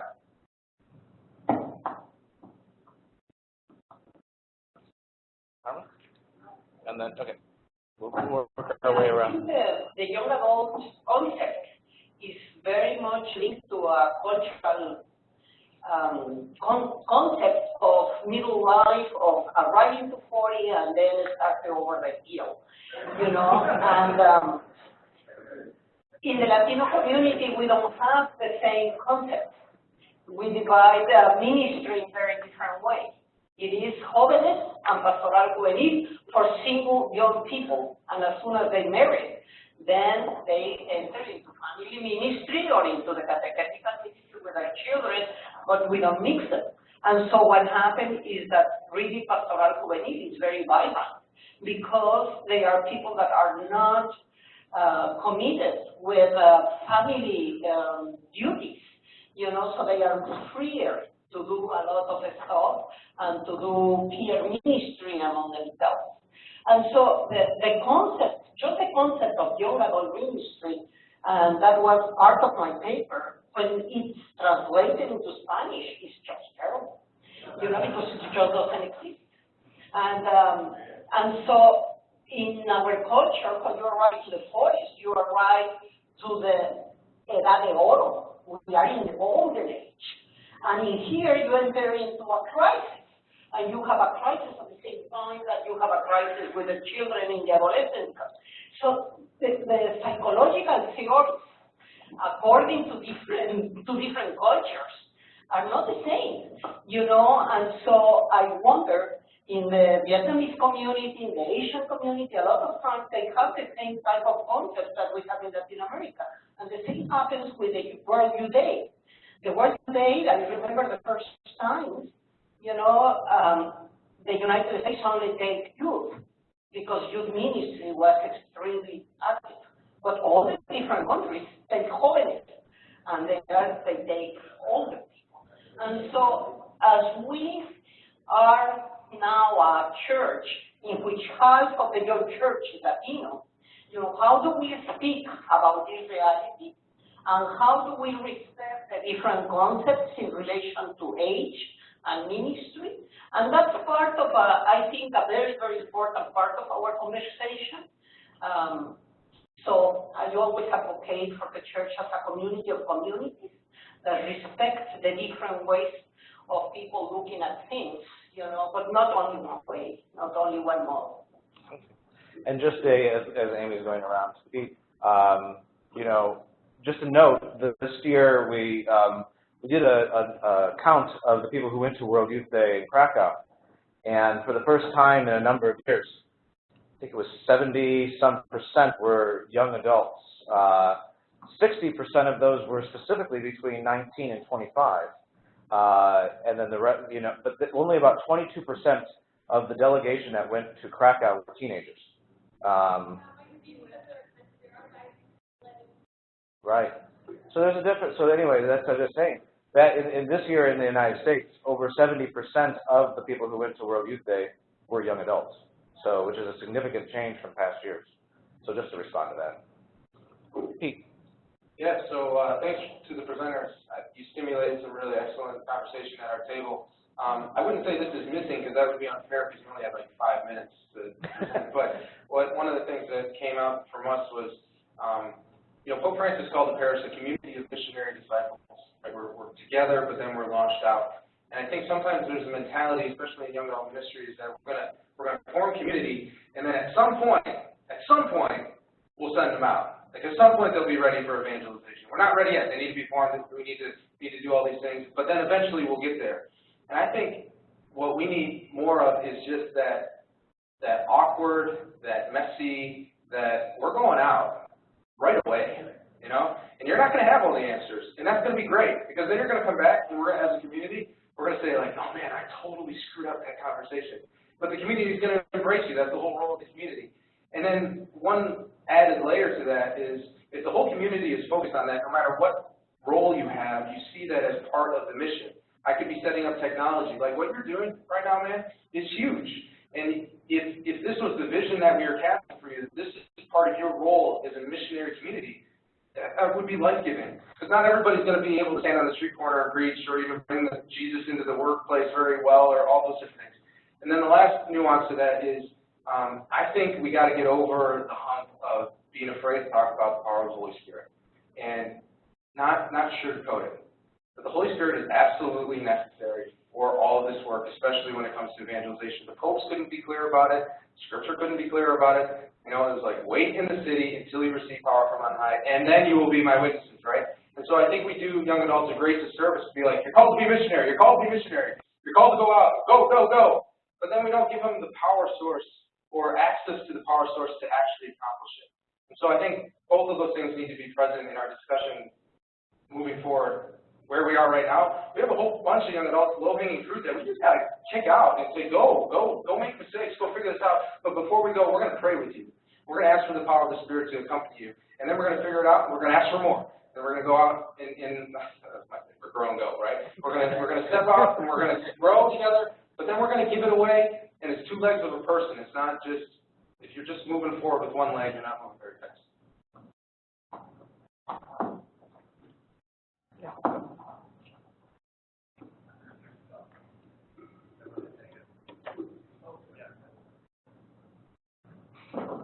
Did take on one thing exactly, except I also say there is training that can be done too. So it's not just go figure it out, but to actually have training to help people so that they feel like they can. They still obviously still make mistakes, but something else they would go to. So exactly. Hi. One thing that we talked about at our table, just real briefly, just a conversation I had with a buddy of mine who's also in ministry, is something we really need to do. He's a youth minister. I'm involved in college and young adult ministry, and so we were just kind of talking about millennials and all of that. And we have this concept of introducing them to a relationship with Christ and the church. But a big goal that I think we need to really look at is introducing them to a relationship in general. Because a lot of times they don't even have a real concept of relationship because of technology or broken homes, that kind of situation, that a lot of times we just need to meet those like basic human needs first, and then it's like, okay, you know, relationship with Christ and the church. Is just something we kind of pointed out. And then the other thing, I know this was a conversation earlier between like large group, small group, all of that, and a couple of the presenters pointed on the idea of just like mentorship. And I would say, at least in my own work, that's actually like the greatest fruit of my labor. I run a lot of big events, help small groups, but one-on-one cups of coffee and beers are really the most fruitful pastoring situations. And I think most of the young adults I've worked with really respond to that well as well.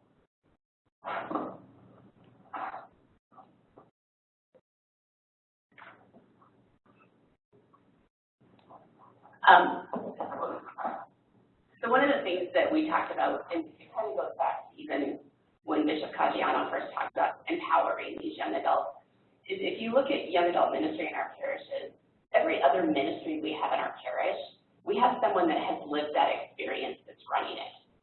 So you have a married couple doing marriage prep. You have an older adult doing youth ministry. You have an older adult teaching catechesis or sacramental prep. And yet when it comes to young adult ministry, we look at a young adult and ask them to lead a young adult. And so we're basically putting somebody in charge that wants to be fed to a program to feed others, which isn't a bad thing.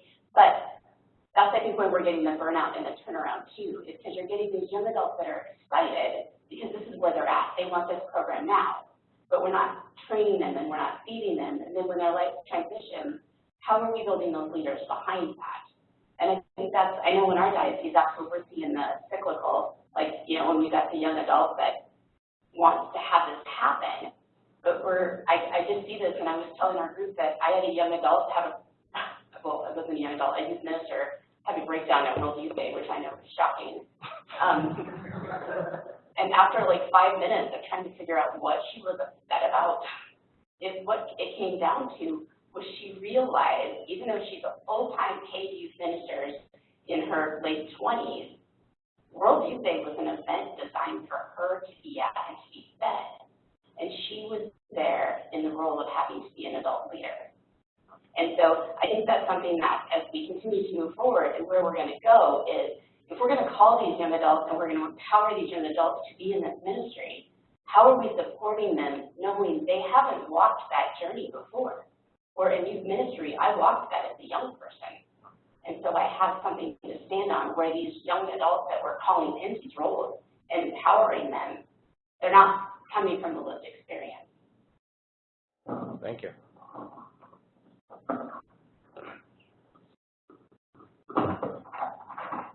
So I want to piggyback off what you just said. I think too, just obviously being here, we have support in our parish. For those who are in the parish ministry, work in the diocese. On my standpoint, we need to go a little further and make sure the parish is buy into it. I know from the top to the bottom, I know, from the diocese, from the bishop to the priest, have to say, hey, you know what, this is needed. And actually do something on it, not just in talk, but in action.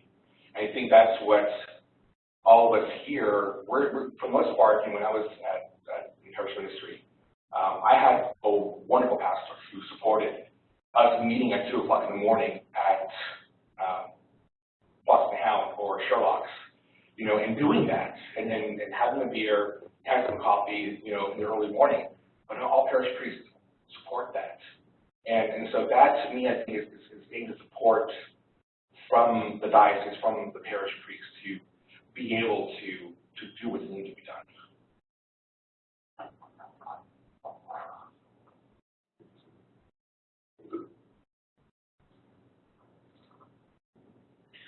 So another point that we talk about too is those of us that are in parish, for example, this can either be at parish level or diocesan level. We know that most of the youth that get confirmed, they will leave the church within a few years. It's sad, but it's true. So my question is, are we making that transition from youth to young adult? Are we making it smooth?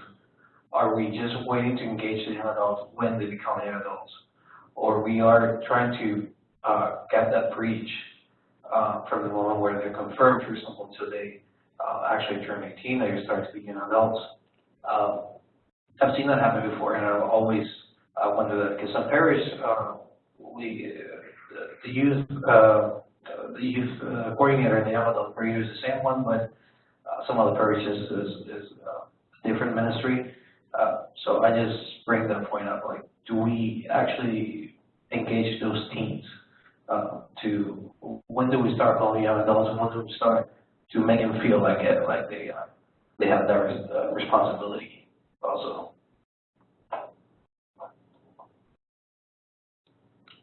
One more, and then we'll move on to the next level.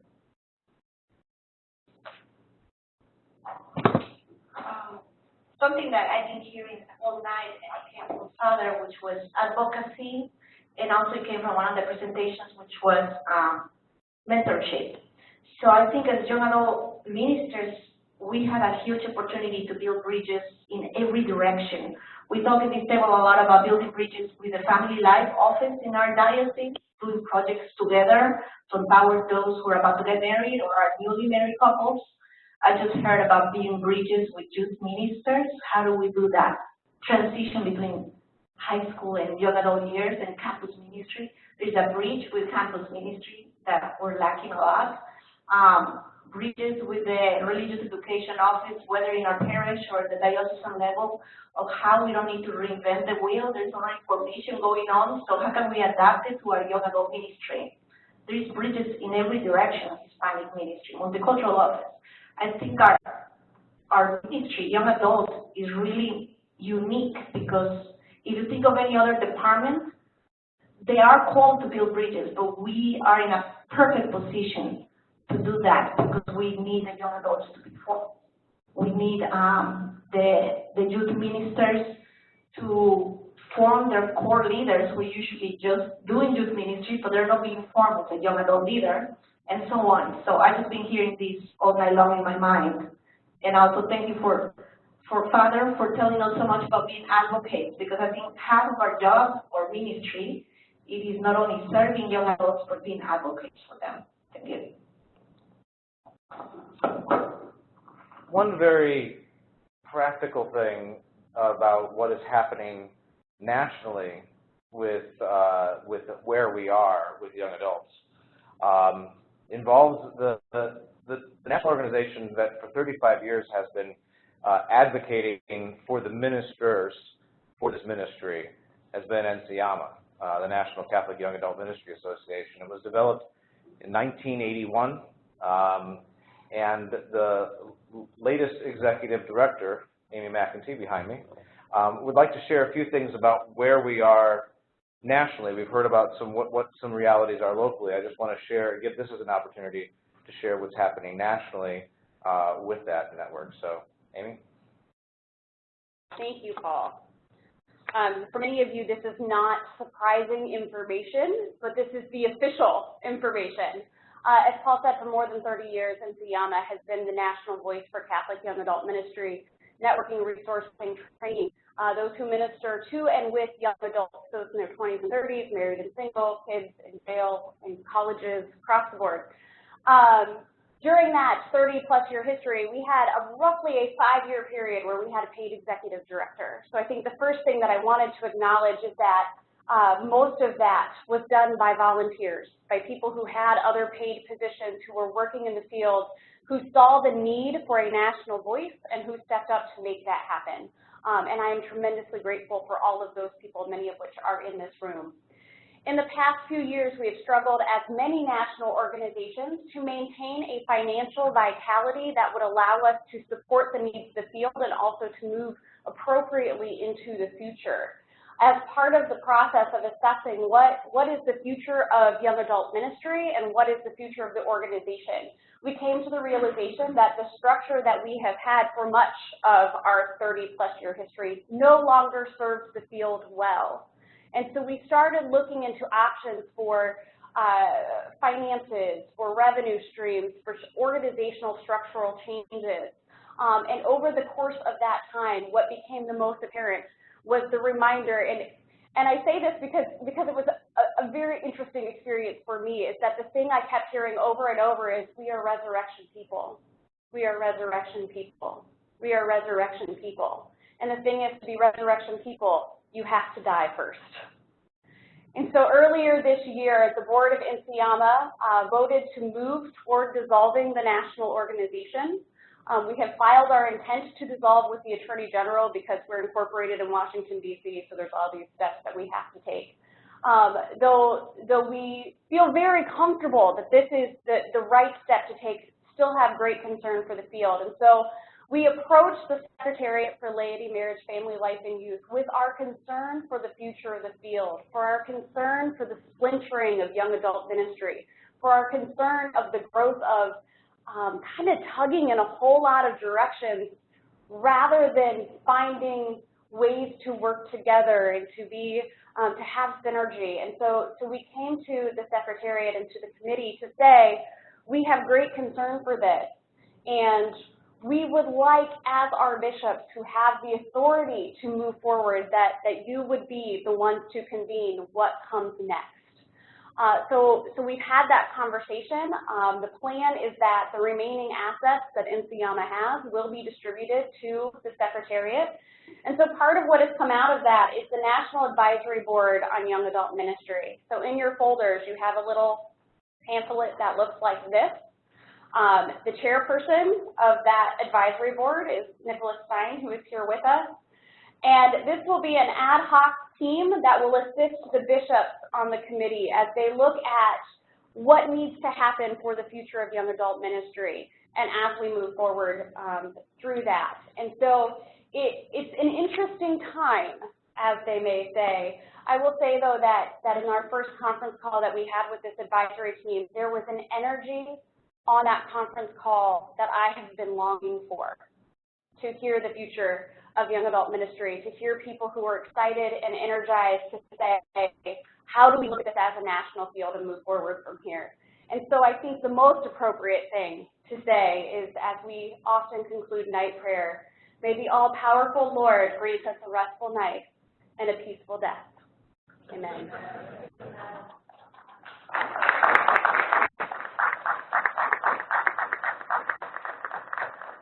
I actually want to take this moment to actually thank Amy.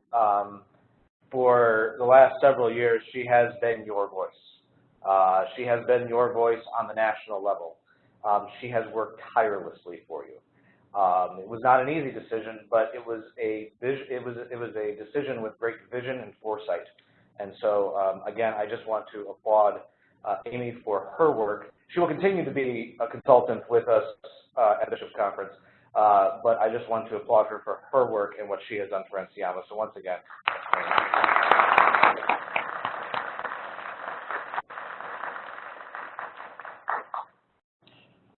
So this is where we stand. So as in your local realities, you stand at a crux, kind of between where we are, and sometimes the future, and sometimes the present is a little scary. And we learned about some of the things that we have still tension. And I love that. I love Pete's kind of analogy of the we have to go and the grow at the same time. It's messy. I think it's appropriate that I was messy getting the videos ready for you all. It's messy. We make mistakes. And as we approach tomorrow, which is really looking at that question of what is the future. Now that we've examined where are we, what are the issues we're dealing with, what are the unresolved issues, Still with that, you know, we would love to sit there and say, well, let's just continue tying up these bows and we'll figure out that young adult name question, and then we'll go into the future. Or we'll figure out how to do this, and then we'll go. I think we're getting the fact that, no, we have to go, even if things are still uncertain. Even if the ministers themselves are in that state of flux, which Amy, thank you for bringing that up, because and that's one of the other fringe benefits of gathering is really in this ministry, we can kind of get a little awkward. Some of you are young adults who are doing young adult ministry. Some of you are not young adults who are doing young adult ministry. Thankfully, we don't have people who are not yet young adults who are doing young adult ministry. Though who knows, you never know, that could be a visionary thing. But because of that, there is that sense of we are ourselves in need of that empowering of the Spirit. We are ourselves in need of support. So number one, we have each other. And we encourage you that over the, that's one of the reasons this evening's not programmed, but it kind of is an opportunity for you to continue building community with each other, to support one another, to pray with one another. We are going to be doing that next. We are going to literally pray with each other in the most wonderful prayer the church has to offer, the Mass. And led by, and again, I just wanted to point out that Bishop Caggiano has been with us all day, will be with us tomorrow.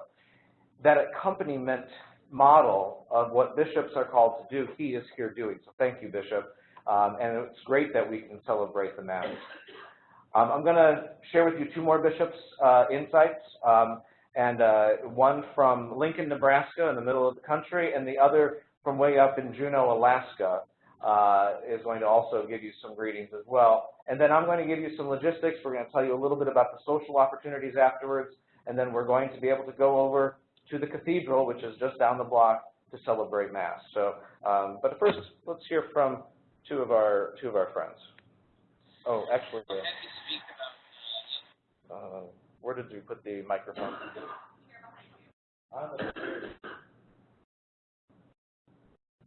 Again, messy.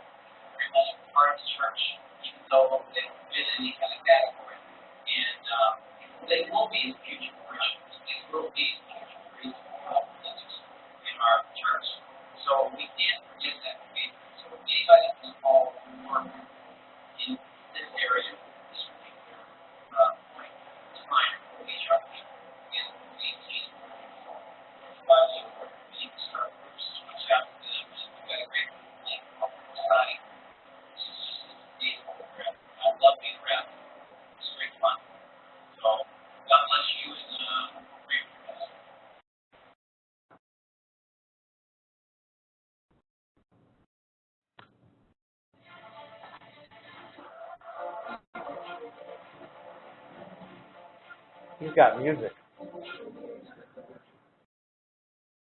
I'm Bishop Edward Burris. I'm the Bishop of the Diocese of Juneau in Southeast Alaska. And I'm here at my residence, and behind me you can see the city of Juneau and the mountains. Actually, I live on an island that's connected by a bridge. But it's a privilege to be with you while you're attending your national conference, the National Forum on Ministry with Young People. And as a bishop in the United States, I'm grateful also to the Secretariat for Laity, Marriage, Family Life, and Youth, providing this opportunity for us, bishops, to offer and extend to you our prayers and support.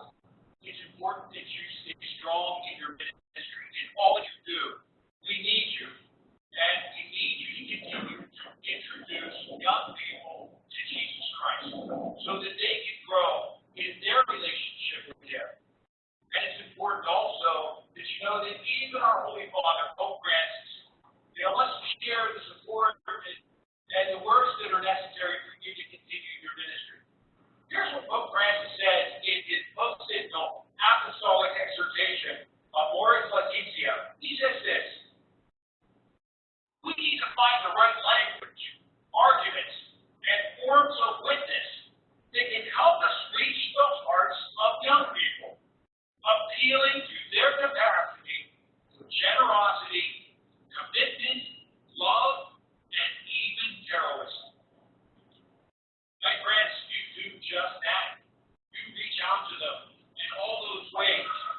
And as one of the bishops, it's necessary to offer you all my support and my prayers. We're grateful for your efforts in ways in which you witness to the faith, ways in which you stay strong, and even strengthen your relationship with Jesus Christ.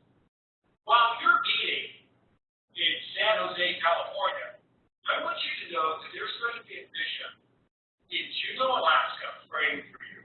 I hope and pray that your gathering is a success.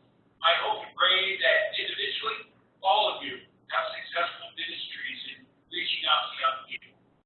And so as we are mindful of the words in Psalms, let's ask the Lord to bless our endeavors and to give success to the work of our hands. My friends, God bless you in all you do, and I hope you have a wonderful conference.